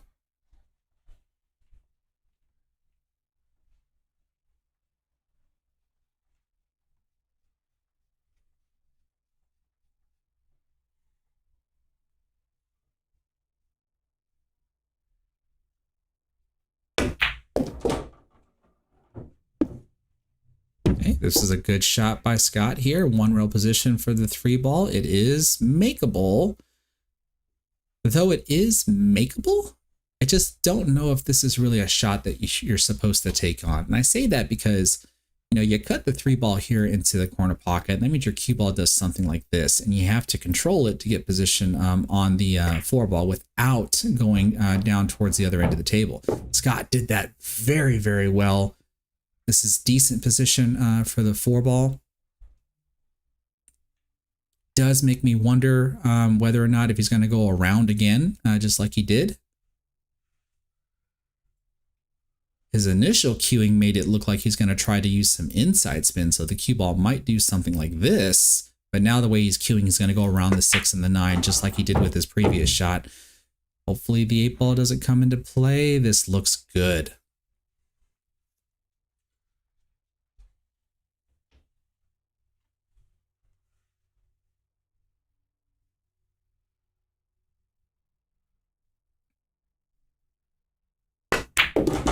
Uh-oh, we hit that one just a little too hard, but we're okay.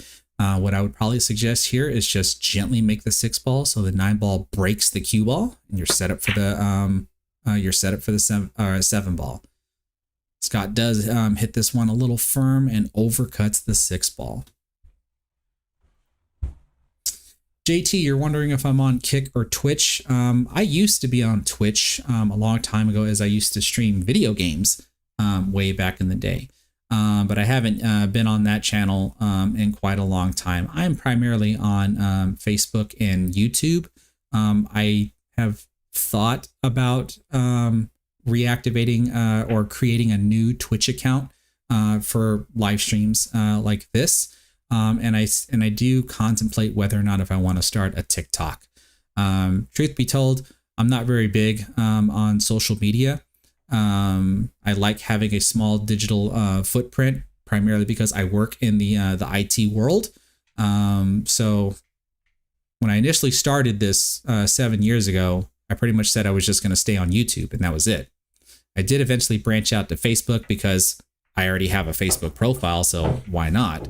And then I pretty much said I was going to stop there. No Instagram, no Twitter, or anything of the sorts, because social media for me in this aspect is a hobby. And the more platforms I take on, then to me that almost kind of turns it into a job. And that's the last thing I want this to be. I just want to be able to, produce content to a small number of platforms for everybody to enjoy, and just leave it at that, and not really have, multiple platforms that I would have to manage and maintain.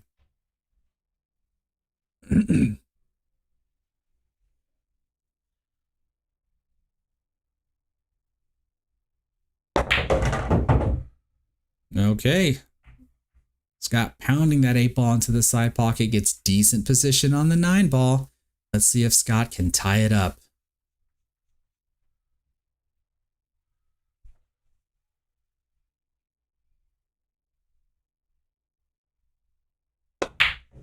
Oh.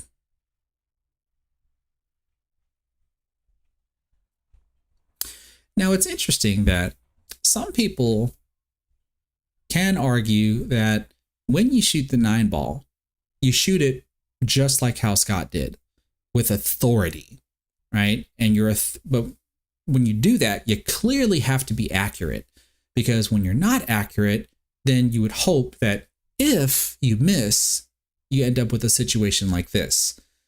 Me personally, I would rather shoot the 9 ball with a little bit more control, to the point to where if I did miss, that does mean I'm instantly going to sell out, because the 9 ball is going to be near the pocket at which I shot at. But I was in the most amount of control, because when I'm deciding to take on the 9 ball, I'm not thinking about missing. I'm thinking about making sure that I'm going to make it, and I'm going to shoot the 9 ball with the most amount of control that I can have.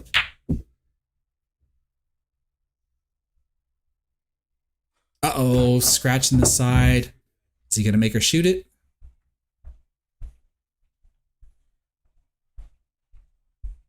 She doesn't grab her cue. Doesn't look like it. Looks like he's going to give that rack up. I would have made her shoot it.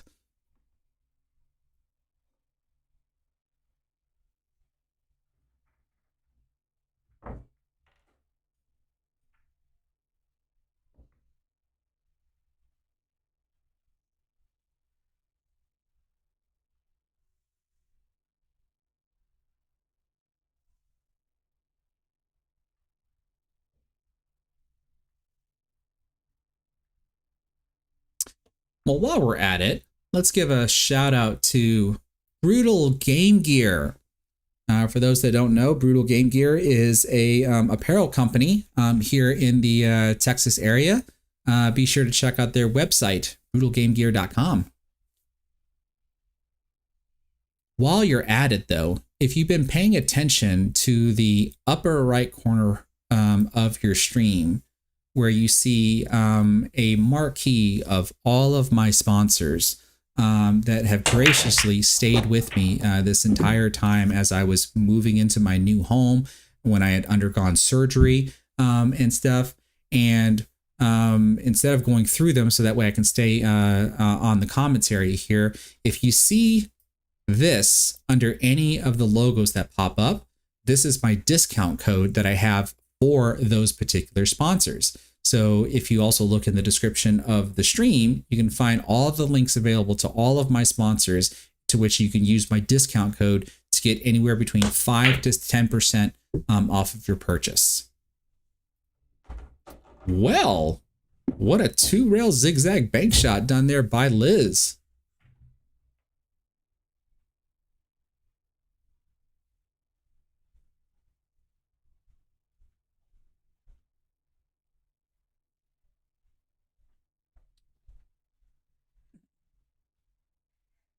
With decent position on the 2 ball, having to shoot with the bridge doesn't make this any easier, though.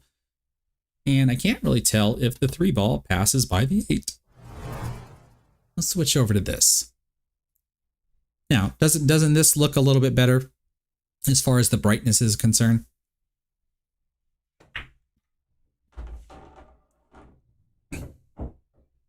All right, so we're successful at making the 2 ball, but we don't have decent position on the 3 ball. I can't tell whether or not if the 4 ball is blocking at all.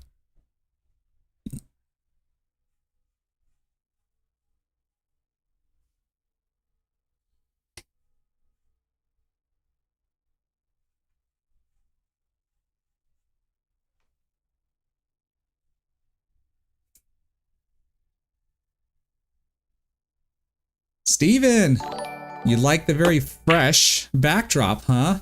Are you going to be joining us later on? Steven was a possible co-commentary that I was going to have today for this matchup here, but he is a little busy today. The question was whether or not if he was going to be able to join later on or not.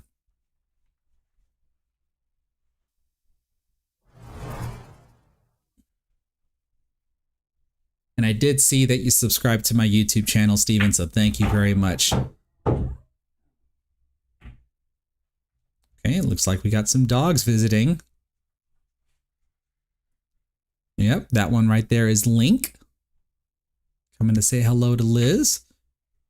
Now Scott's looking really good with this layout right here. You can just roll this 5-ball in, come to the end rail and back out towards the middle of the table. Don't touch the 9. Nicely done.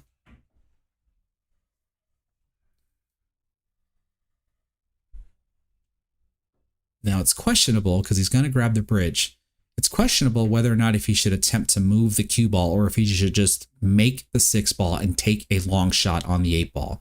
He's going to have a nice cut angle on the 8-ball no matter what.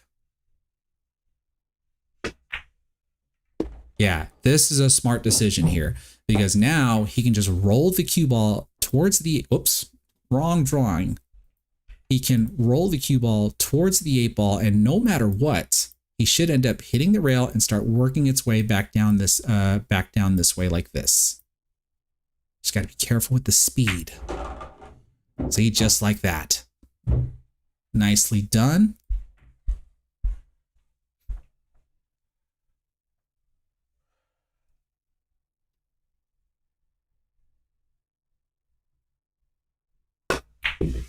Oh no, Scott overcuts the 9-ball.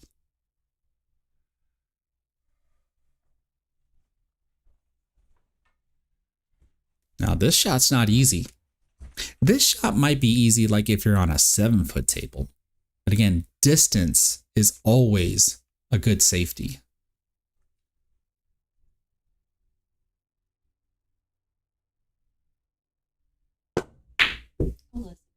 And you can see why. Sometimes you make it, sometimes you don't.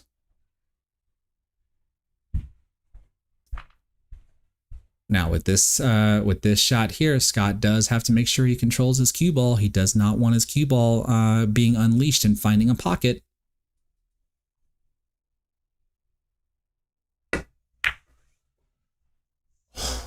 Oh no! And look where the cue ball is going. Ooh, oh, he's gonna go ahead and give that one up.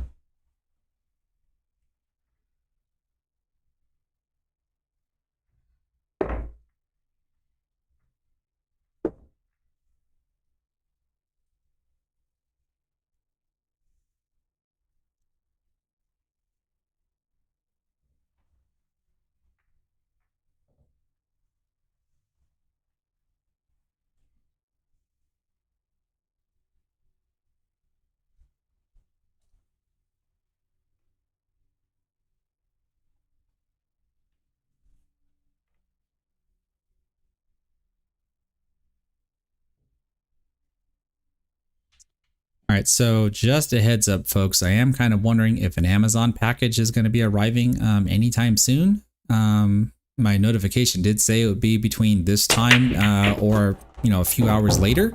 But just be aware because if my doorbell does ring, my dogs are going to go crazy and there's going to be a lot of noise popping up on the stream.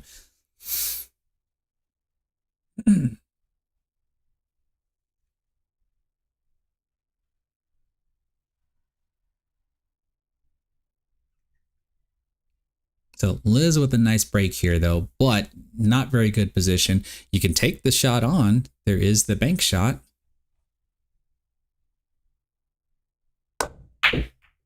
She decides to take the bank on.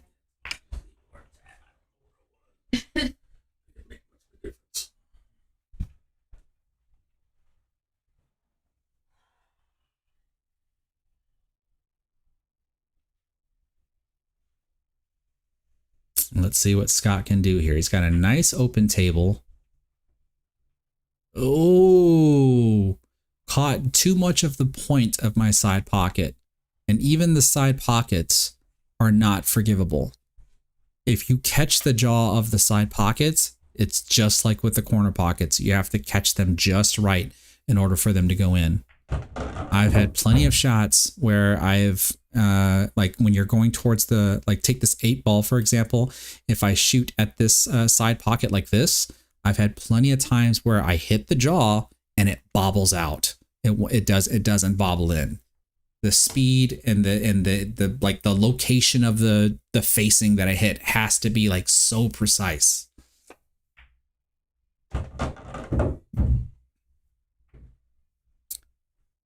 Now this is looking really good here. Being jacked up over the 6-ball, I wouldn't bother with trying to do any side spin. I would just make the ball. The cue ball is naturally going to come up towards the side pockets, kind of like this. All right, so you just keep it simple.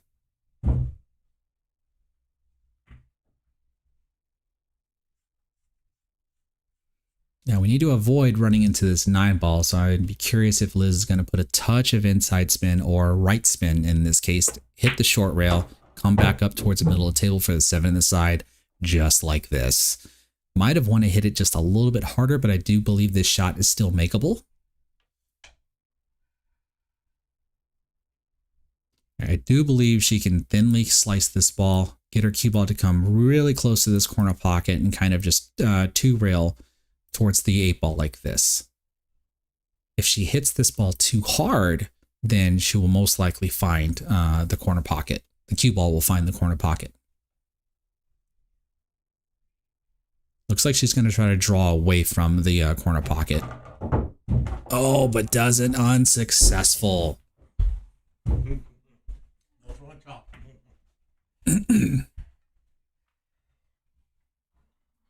So if she wanted to actually do that, chances are she probably needed to hit just a little bit lower on the cue ball, because I think the speed at which she hit the cue ball was good. Just not enough bottom spin.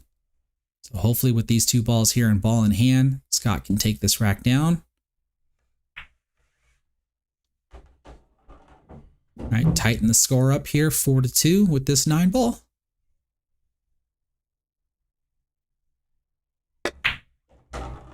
Nicely done. Yeah, you can see he's still a little wired up there, because you notice how he just fired that 9-ball in. I'm more accustomed into kind of pushing / rolling the 9-ball in.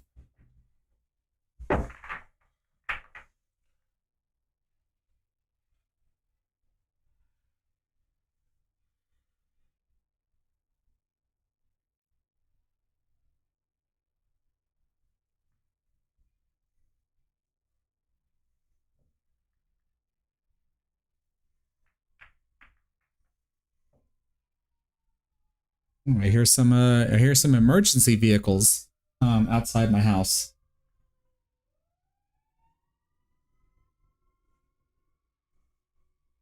And now they're gone. So apparently there's some emergency vehicles around in my neighborhood. I wonder what's going on.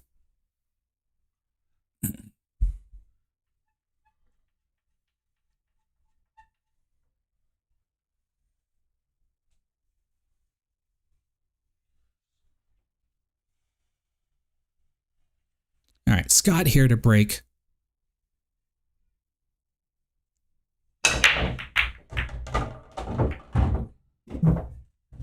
Makes both the 1 and the 2 ball. The 3 ball is at the other end of the table. A shot that is makeable. Just not easy.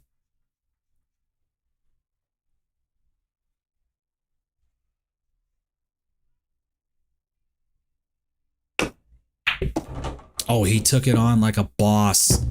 Cue ball's going around the table though. What kind of position he's going to end up here? Maybe with a 4-5 combination. These are the Aramith black pool ball set. So the 4 ball is pink and the 5 ball is purple. There's the combination. But no real decent position on the 4 ball after the combination, so I would expect some sort of safety here. maybe what you try to do is you hit the 4 ball on this side and get your cue ball to go over here. So that way the 8 and 9 potentially block as you send the 4 ball over here by the 6 ball maybe.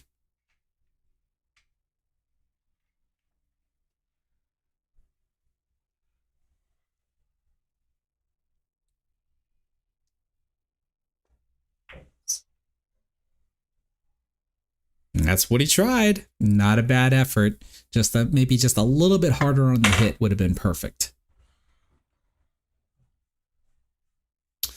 So now Liz has the opportunity to do something like this. Send the 4 ball over here while the cue ball goes over here.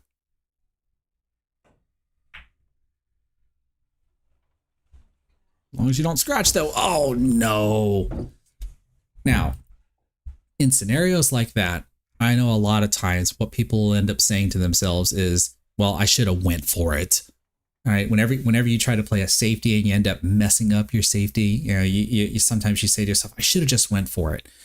I'm going to advise you that you still should play the safety. You just got to get better at playing the safety. To me, that was the right shot to take. Just an unfortunate error, but still the right shot to take.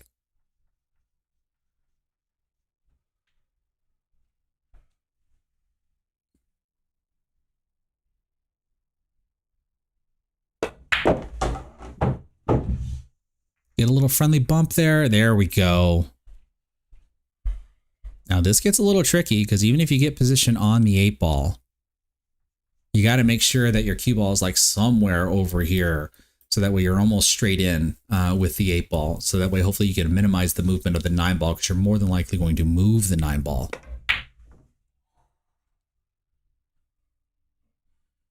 Yeah, see like this, I think this probably would have been perfect.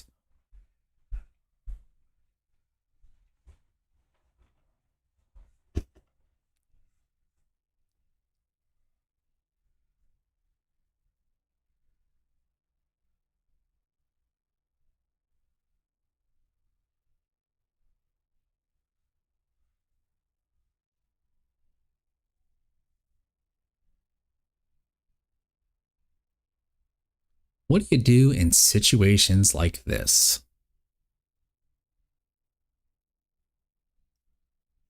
You know, do you go for it, right? Or you just bank the 7 ball like this, maybe? Or do you try to hide your cue ball? Liz decides to go for it. Look at that decent position. Brought the cue ball almost back to where it was.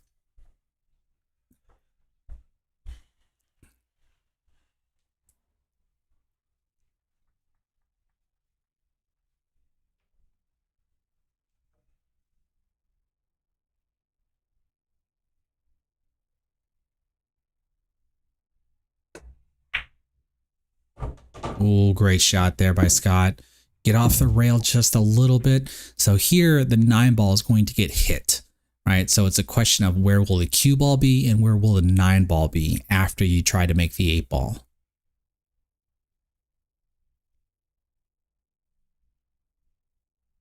Oh, you almost made the 9 ball.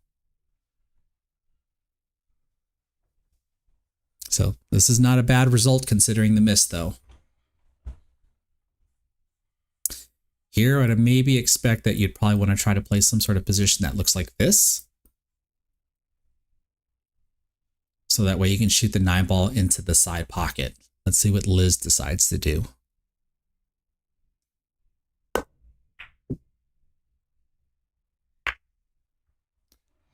Judging by what I saw, it made me think that maybe she was going to get her cue ball to do something like this.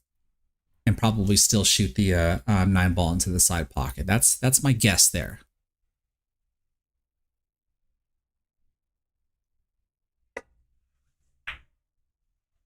Ooh, Scott trying to do the half ball hit safety here. Probably hit, did not hit enough of the 8 ball there because the cue ball should have been like right here to where Liz is going to have to play some sort of bank shot. Here she has now the option to play the bank or the cut. So it makes me think that he hit less of the 8 ball than he intended on.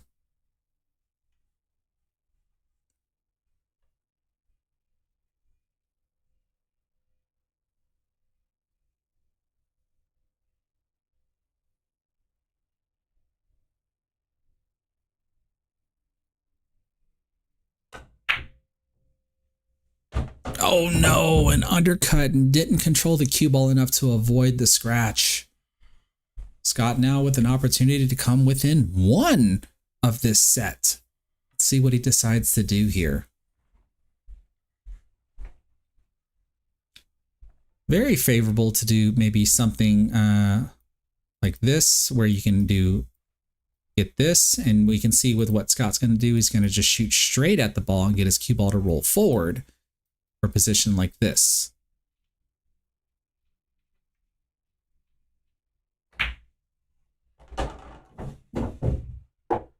I'm actually no longer a fan of this because of these types of results that can actually happen. They work.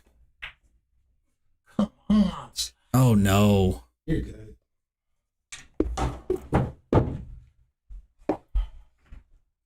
But when you look at the 8 ball being, right here and the 9 ball being right here, I'm just more favorable of playing the shot like this, to where you shoot the 8 ball over here and just get your cue ball to just bounce off of the rail. And there's almost, whether you hit too hard or whether you hit too soft, you still end up with the same type of shot, because if it's too soft, you have a back cut shot just like how he had. But if you hit it too hard, that just means you're down here somewhere, and anywhere along this line here is still a favorable shot on the 9 ball.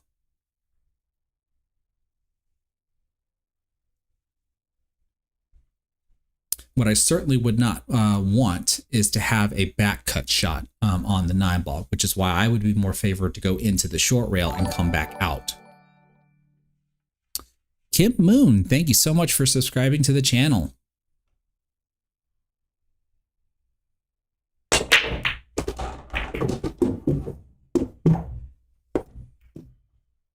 Liz almost with 3 balls on the break, but can she see the 1 ball?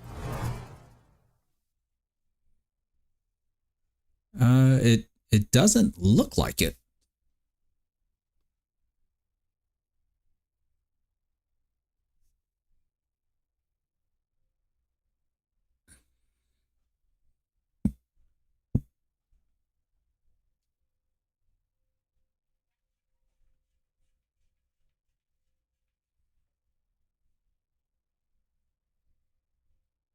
Oh, looks like she's jumping. We get to see a jump shot from I'll leave it on the aerial view until the jump shot's over.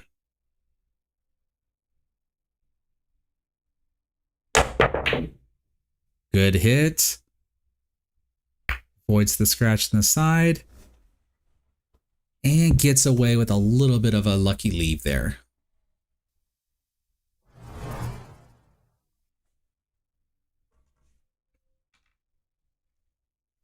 Now, Scott does have the purple 5 ball to assist with the bank. If he decides to take the cut on, he's going to run into the 2 ball. And so where will the cue ball and the 2 ball go after that? That's what you have to take into consideration.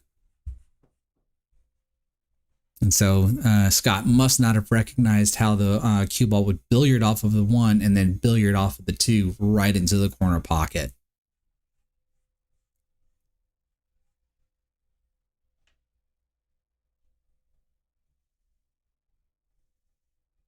Okay, so we can see here that Liz is going to take the 2 into the left side. That must mean that she's going to get position for the 3 to go into the right side. The question is going to be is whether or not if she's going to bump into the 8. And I would think the answer should be yes, to kind of get it closer to the, or at least out in the open like this, but not to the point to where it blocks the 5 ball. Let's have a look.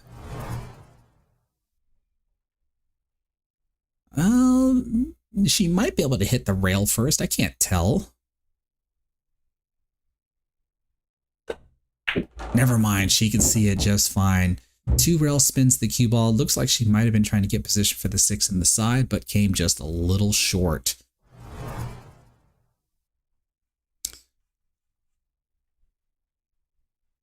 probably going to have to draw this ball in order to avoid scratching in the side pocket.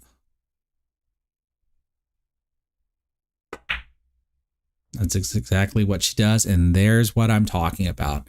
When you catch the rail, there's probably almost no chance, like very little chance that the ball's going to go in.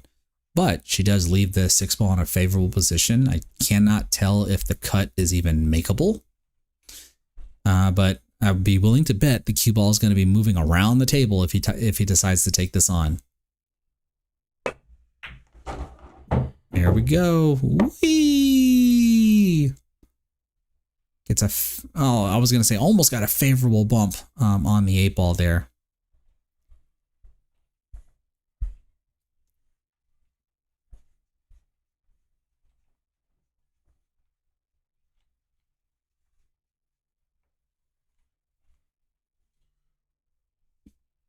Okay, looks like Scott's going to try to take this into the corner pocket. Oh, what a shot. What a shot. That is definitely worth a highlight, but I want to see if he's going to make this 9 ball first. Don't want to miss this action here. Let's go, Scott. Drop that 9.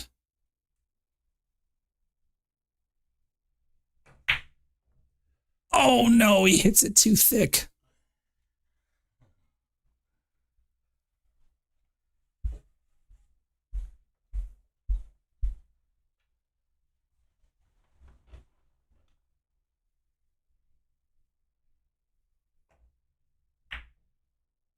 Oh no, and Liz hits it too thick.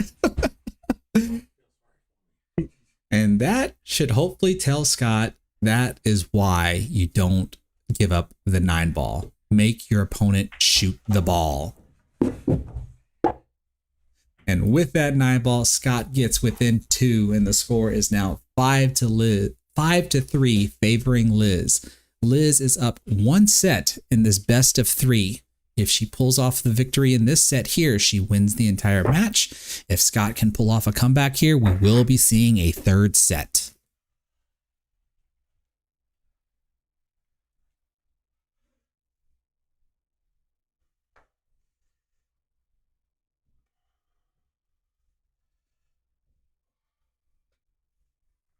You know, I hope everybody's getting some entertainment out of Liz's backpack over here. I keep thinking I'm seeing, what's that character's name? Is it Mike Wachowski from Monsters, Inc. is inside of this backpack's mouth? Because this does look like it's supposed to be maybe like a shark or something. But I think this is a cute looking backpack.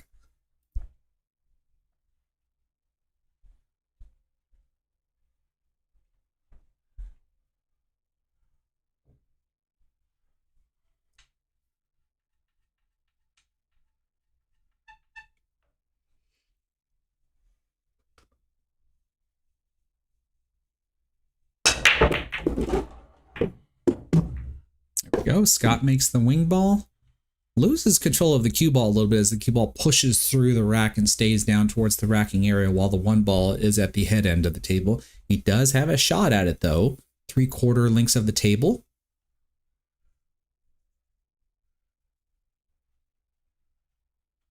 Oh, there we go. Because what did I say? Mike Wachowski is what I said. It's Wazowski. Okay, so you at least know what I'm talking about. The green one-eyed ball monster from Monsters Inc. Or maybe that's the way it sounds when the little girl says it. Mike Wachowski. But you know what I'm talking about, Loping CSF.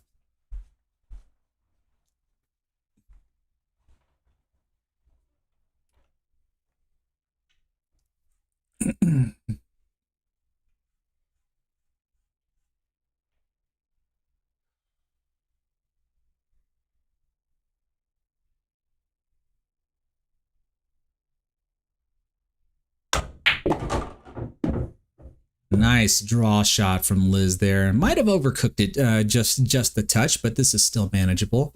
I say just the touch because it's questionable whether or not if she's just going to slow roll this 2 ball in or allow her cue ball to go all the way to the end rail and then come back up towards the middle of the table. She does decide to go to the end rail and come back up. Now with the positioning of the purple 5 ball, she's definitely going to have to hit this with some inside left spin. So when the cue ball comes off of that side rail, it spins hopefully in between the 9 and the 5. Oh, this will work as well. This will work as well. Nicely done.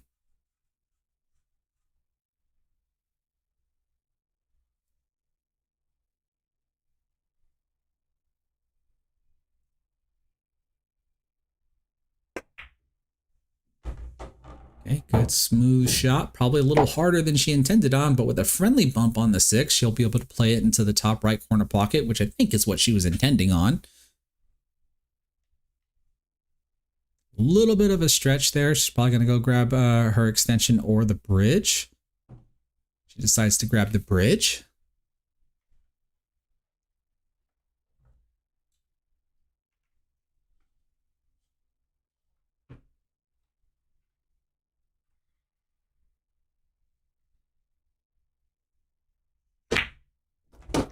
Oh, that's a good shot. Right, no real fancy movements with the cue ball, just kind of kept it simple. I think this is the phrase where we call it taking our medicine. We're just going to accept a long shot on the 7 ball. Now, an unfavorable angle, though, because the cue ball is tracking right towards that 9 ball. So maybe she'll make the 9 ball if she's also successful at making the 7. But getting position on the 8 is probably going to be a little tough. Well, I heard one of the dogs.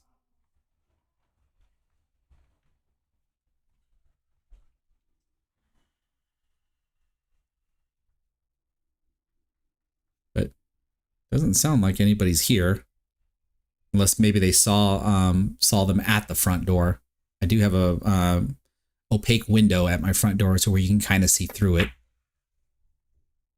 Okay, it looks like Scott's electing to do some type of safety. Probably wanted to nestle the cue ball next to the 9 ball. This is not bad, though, because that 7 ball is not cuttable to the side pocket, and I don't think it's cuttable to the corner pocket to where you can avoid the scratch in the side.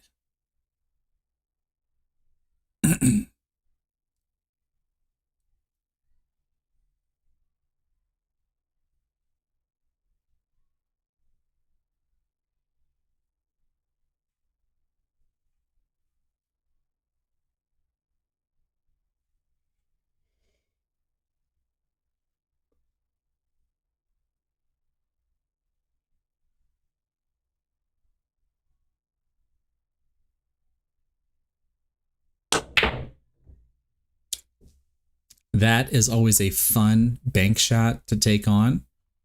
Whenever the object ball is past the side pocket and the cue ball's on the other side of the side pocket, in order for you to cross bank it the way she did, you have to fire that ball into the rail in order to really try to shorten the outbound angle. And she just didn't shorten it enough. Now, Scott here with a decent shot here on the 7 ball. Probably would have really wanted his cue ball to come out a whole lot further rather than having this back cut shot on the 8 ball, but let's see how he manages.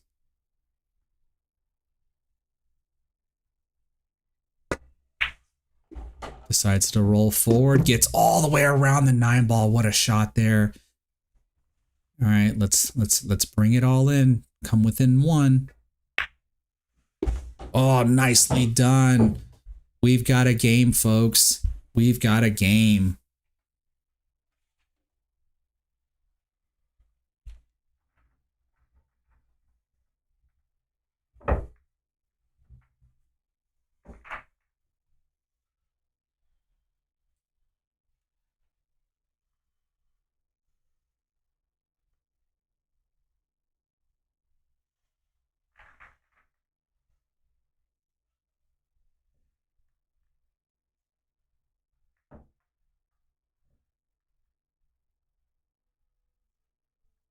Let me see it in the chat, folks. How many of y'all want to see a third set? I want to see a third set.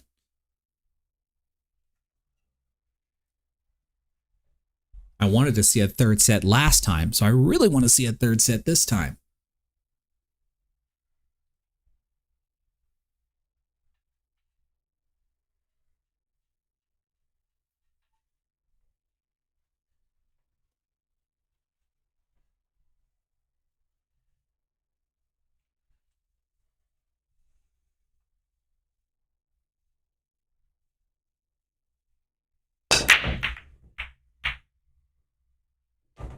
One ball into the corner pocket, and so is the cue ball. Oh, not quite.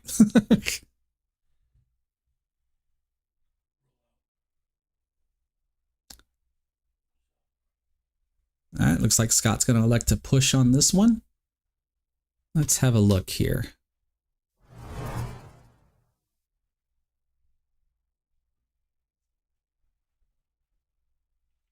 It definitely looks like Liz can see it.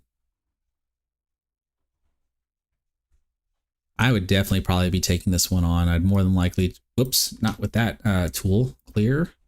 I'd more than likely be trying to hit the 2-ball over here and have the 5-ball break the 2-ball while I get the cue ball to come all the way back around like this.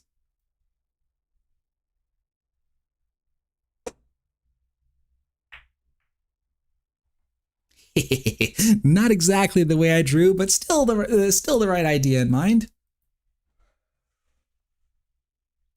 This is what's fun about commentating, I think.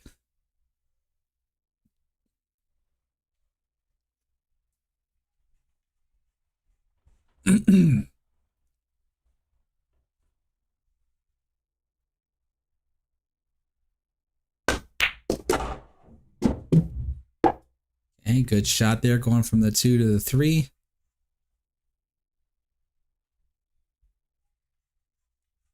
That 5-ball being in between the 3 and the 4 makes things a little tricky. Let's see how she's going to handle this.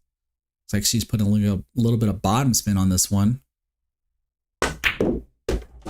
Ooh, my pocket accepted it, but it does look like she's going to be hooked behind the 8-ball. Can she reach it for a swerve? Or are we going to have to kick at it like this, maybe?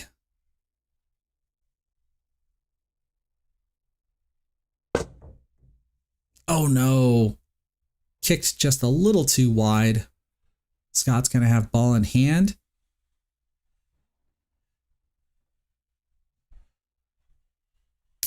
Now the 7 and the 9 ball don't make this layout any easy.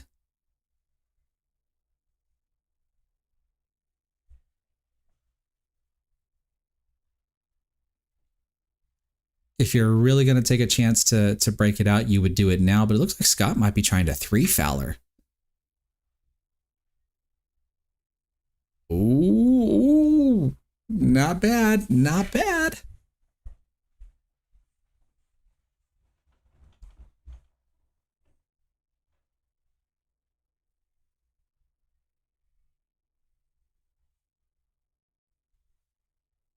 The favorable kick would be to go this way. Oops. This would be the favorable kick.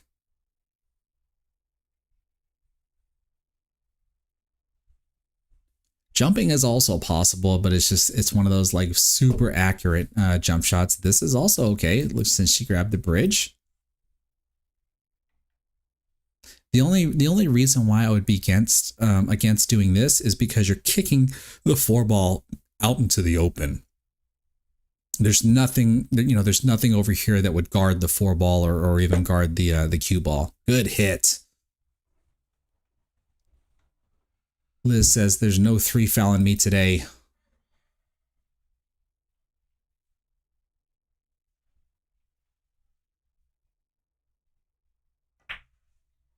Scott with another safety. Nicely done. Where was this at earlier?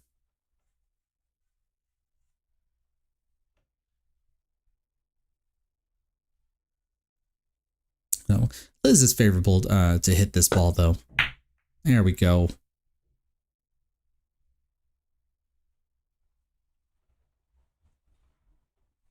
I think the 4-ball leaked out enough to where Scott might be able to make it.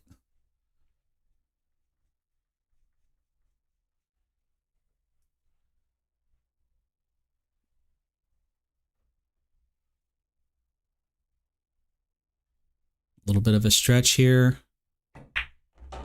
Nicely done. But now the question is the 7 and the 9. What do you do with the 7 and the 9?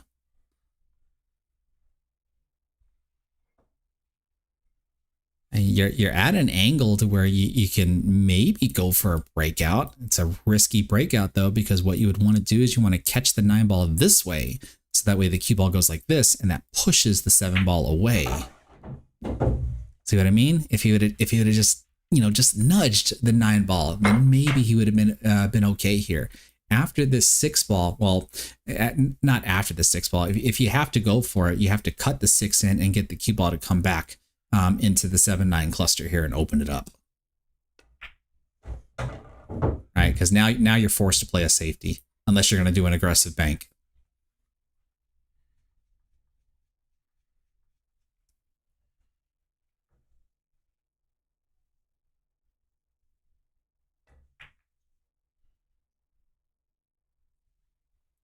I think he got the safety.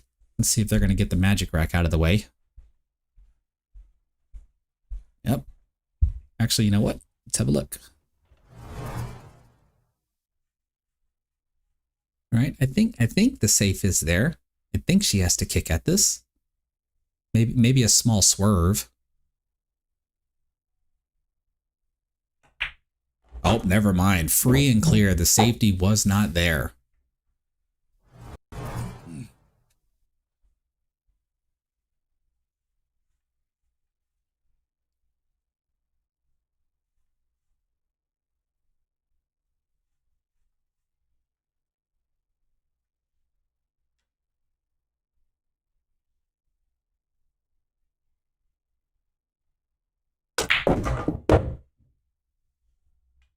Ooh, nice stun shot with some right spin. 2 rails out towards the middle of the table there. We can see that the 9 ball is going to try to go into the bottom left corner pocket.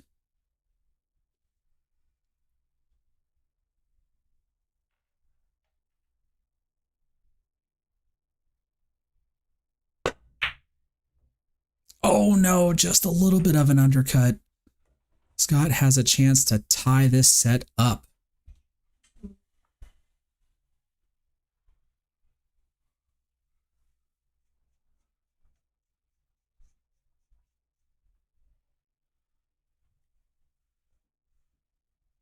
A little bit of a stretch.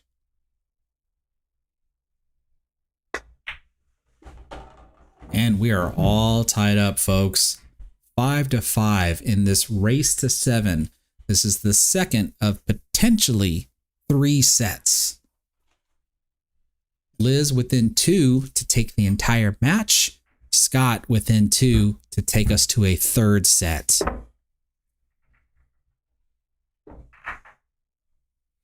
Hey, Norman, thank you so much that I'm providing some good commentary and my drawings are also helping out. That is exactly what my intentions are here. But hopefully, after I get some more soundproofing done, I'll be able to talk a little bit louder. I am trying to be very careful with how loud I talk. Normally, I'm a little bit more excited when I'm watching matches go on, when certain misses happen, when good shots happen. I get really excited and want to make sure that viewers, get to hear and feel that excitement. So it looks like everybody's taking a small break. So while they're taking a small break, let's talk to me. How's everybody doing? I hope that they are enjoying their weekend. I will set this up to where I can see what's going on out there at the same time. Like I said, you get to view my lovely messy office here that I'm hopefully going to clean up. And what I can show you is this box right here. This is the box that contains 2 blankets that I'm going to put behind me along the wall. And then this long box here basically contains, like, you might as well call it like a shower curtain rod that extends out, and it can extend this entire room. So I'm going to try to put it up in this corner here and extend it all the way out to that corner over there, and have the 2 blankets cover the wall that's behind my monitors here. And I think the length of the blanket comes down enough to where it will not cover. I do have an electrical socket down here, and then I do have an access panel where some of the wirings, like the microphone cables and USB cables, they all come out of that room into this office to plug into my computer. I do believe the blanket is not big enough to where it covers those panels there, the socket and the wire panel. But hopefully it comes down far enough to where when I speak, that when the sound of my voice going straight across, one, it's going through the monitor and then through the wall. So now it's going to have a blanket that it has to go through, or it has to try to travel under the blanket. So hopefully my voice will not carry as much into the pool room when I'm over here doing the commentary. But let's see here. Martha Levine, good to see you. You're enjoying this match. This is awesome. This is exactly what I want. I want to be able to show, like I said, all skill levels. You know, this whole thing started off with me and my buddy Jude. Both of us are Fargo rated 650, so you got to watch us duke it out, and Jude beat me. I think it was 30-24, if I remember correctly. The second exhibition match, Scott was already here taking on a 500 Fargo rated player. And then here for the third one, we're watching two 500 Fargo rated players go at it again. We'll see what the next one ends up being. We did see earlier that it's possible that we're probably going to see 400 Fargo rated players play next. It's all just going to depend on scheduling. All right, looks like the players are back. Let's switch on out over there.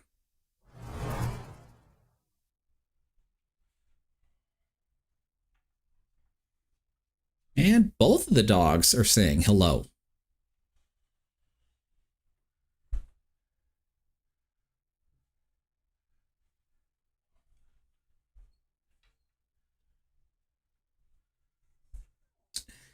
Norman, you're wondering if my long beard gets in the way when I play. It has not, at least to my knowledge. I've had seen it to where like I might create a small little part in my beard from my cue going through it from time to time, but then I just rub my hand through it, and then the part goes away.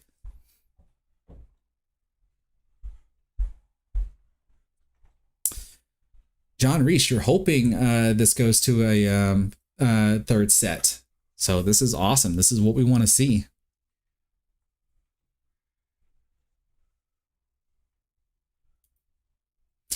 This is something, Loping CSF, that we can really consider trying to do. We won't really see Demi. Demi lives in Minnesota, and I'd be hard pressed to know if I can actually get him to come down here just to be able to do a match like that. But doing some sort of Scotch doubles matchup like this, where you have one member is a high Fargo rated and the other member is a low Fargo rated, I think would be really cool to do.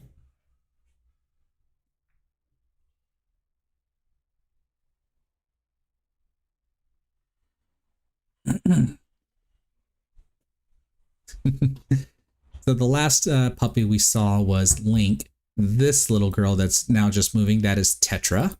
There she is. And there's her. These two are brother and sister.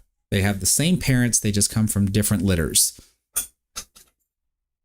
Link is the older brother, and Tetra is the younger sister.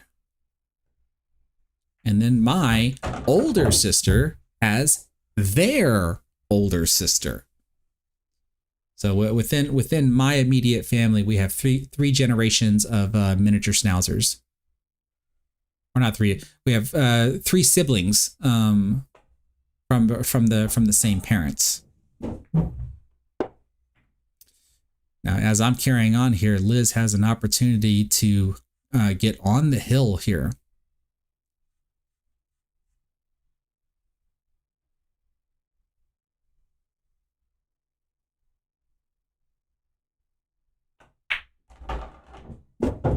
A little get off the rail there a little bit. Now it looks like she has a favorable angle here to where she, why do I keep using the wrong tool? She has a favorable angle to where maybe she'll just try to just roll the cue ball out to this area here, and then we'll shoot the 9-ball into this corner pocket here. I think the angle she has on this 7-ball does favor that.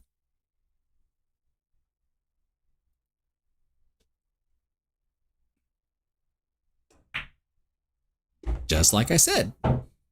Nicely done. This is to get on the hill.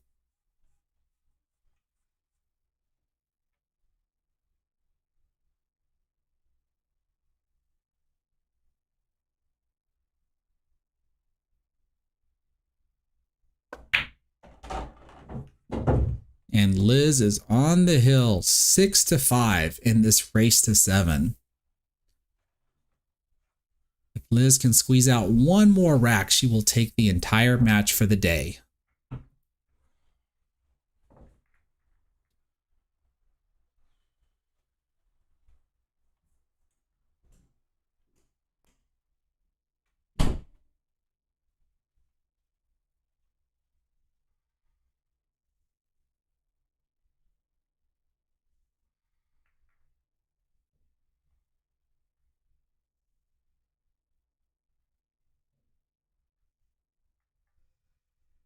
Now, I love the positioning here because this eagle is just mad dog staring at us when she's racking the balls, which I think is hilarious. Okay,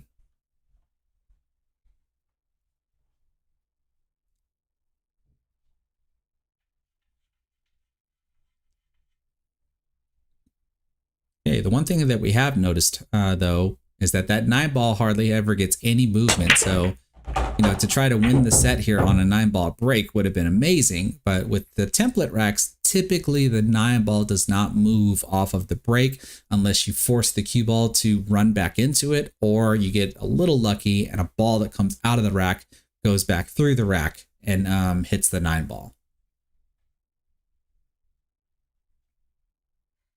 So Liz with a successful break at pocketing a ball, but no decent shot at the 1-ball. More than likely is going to play a safety.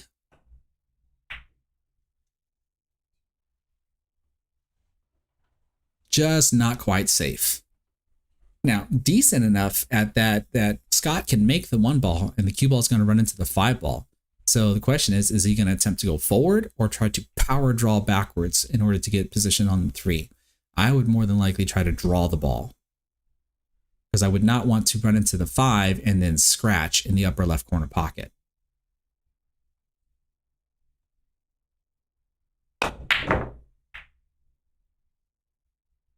Yeah, not a bad effort. All things considered, that was not a bad effort.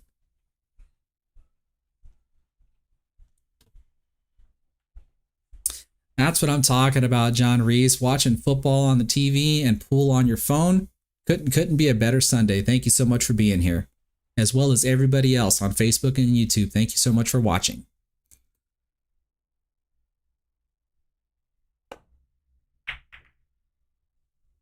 Okay, Liz with a little bit of an overcut here, trying to pocket the 1-ball into the corner pocket and get position on the 3, but it does turn into a safety.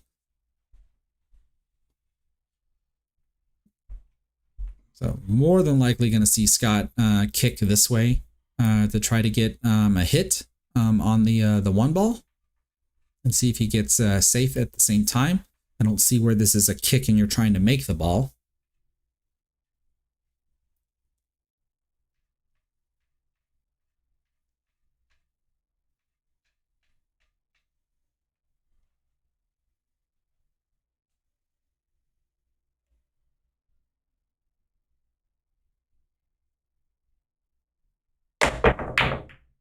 Oh, he decided to jump the ball and he billiards the, what was that? I think that was the purple 5. Let's see if I can get that on an instant replay.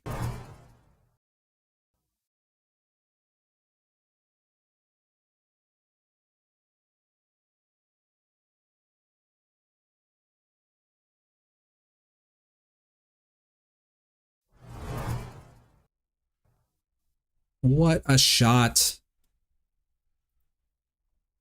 See, Mike Billiards, you're asking the 9 known as a golden break is a win. You hate the idea of spotting the ball. What's my take on it? Well, I mean, it just depends, right? It all depends on the rules. Typically speaking, you would say that a 9 on the break does count as a win, but some people want to say no early 9 balls. So it just all really depends on the rules that players are playing by, or the rules of the tournament. It just really depends.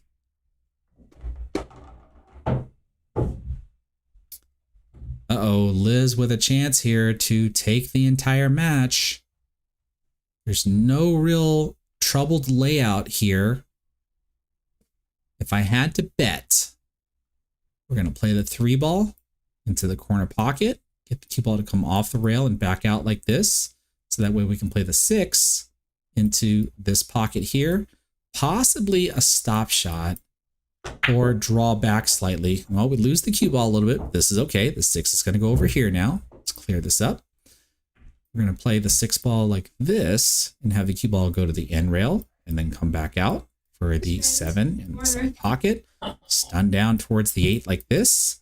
So the 8 can go into this pocket and the 9 goes into that pocket right there.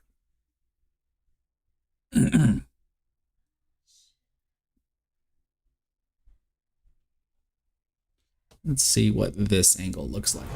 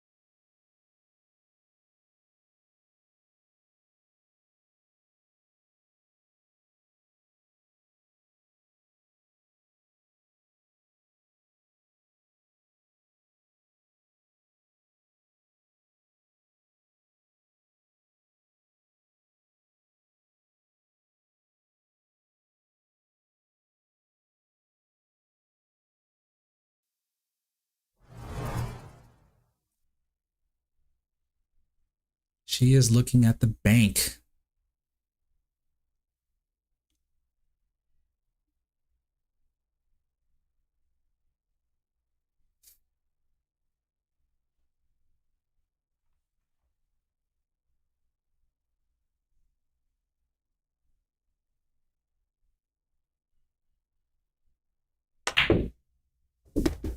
Oh, and we're successful with the bank shot. I want to show an instant replay of that, but I want to see if this is going to end the match. 3/4 lengths of the table. We've seen how unforgivable my pockets can be. But Liz is able to take the match down 7-5. Let me go out and check on the players and see if they're up for a post-match interview. People didn't like you. Yeah. Second match was a little exciting. I did get a request, if y'all are up for this, like a post-match interview. If not, no big deal. So Liz, you want to come up here and basically what a lot of viewers are wondering about is, for you, I know you've played in a lot of tournaments, been on a lot of streams as well. What is your opinion on like the pressure of what it feels of playing in competition on a live stream? Does it affect you at all? Like, does it come to you? Definitely. Because the first match, I was I completely forgot that we were even playing. We were just playing around. I was just playing, and I just kind of got lost in my music and not thinking. And then the second one, I kind of started thinking a lot. I could hear everything because it's so quiet.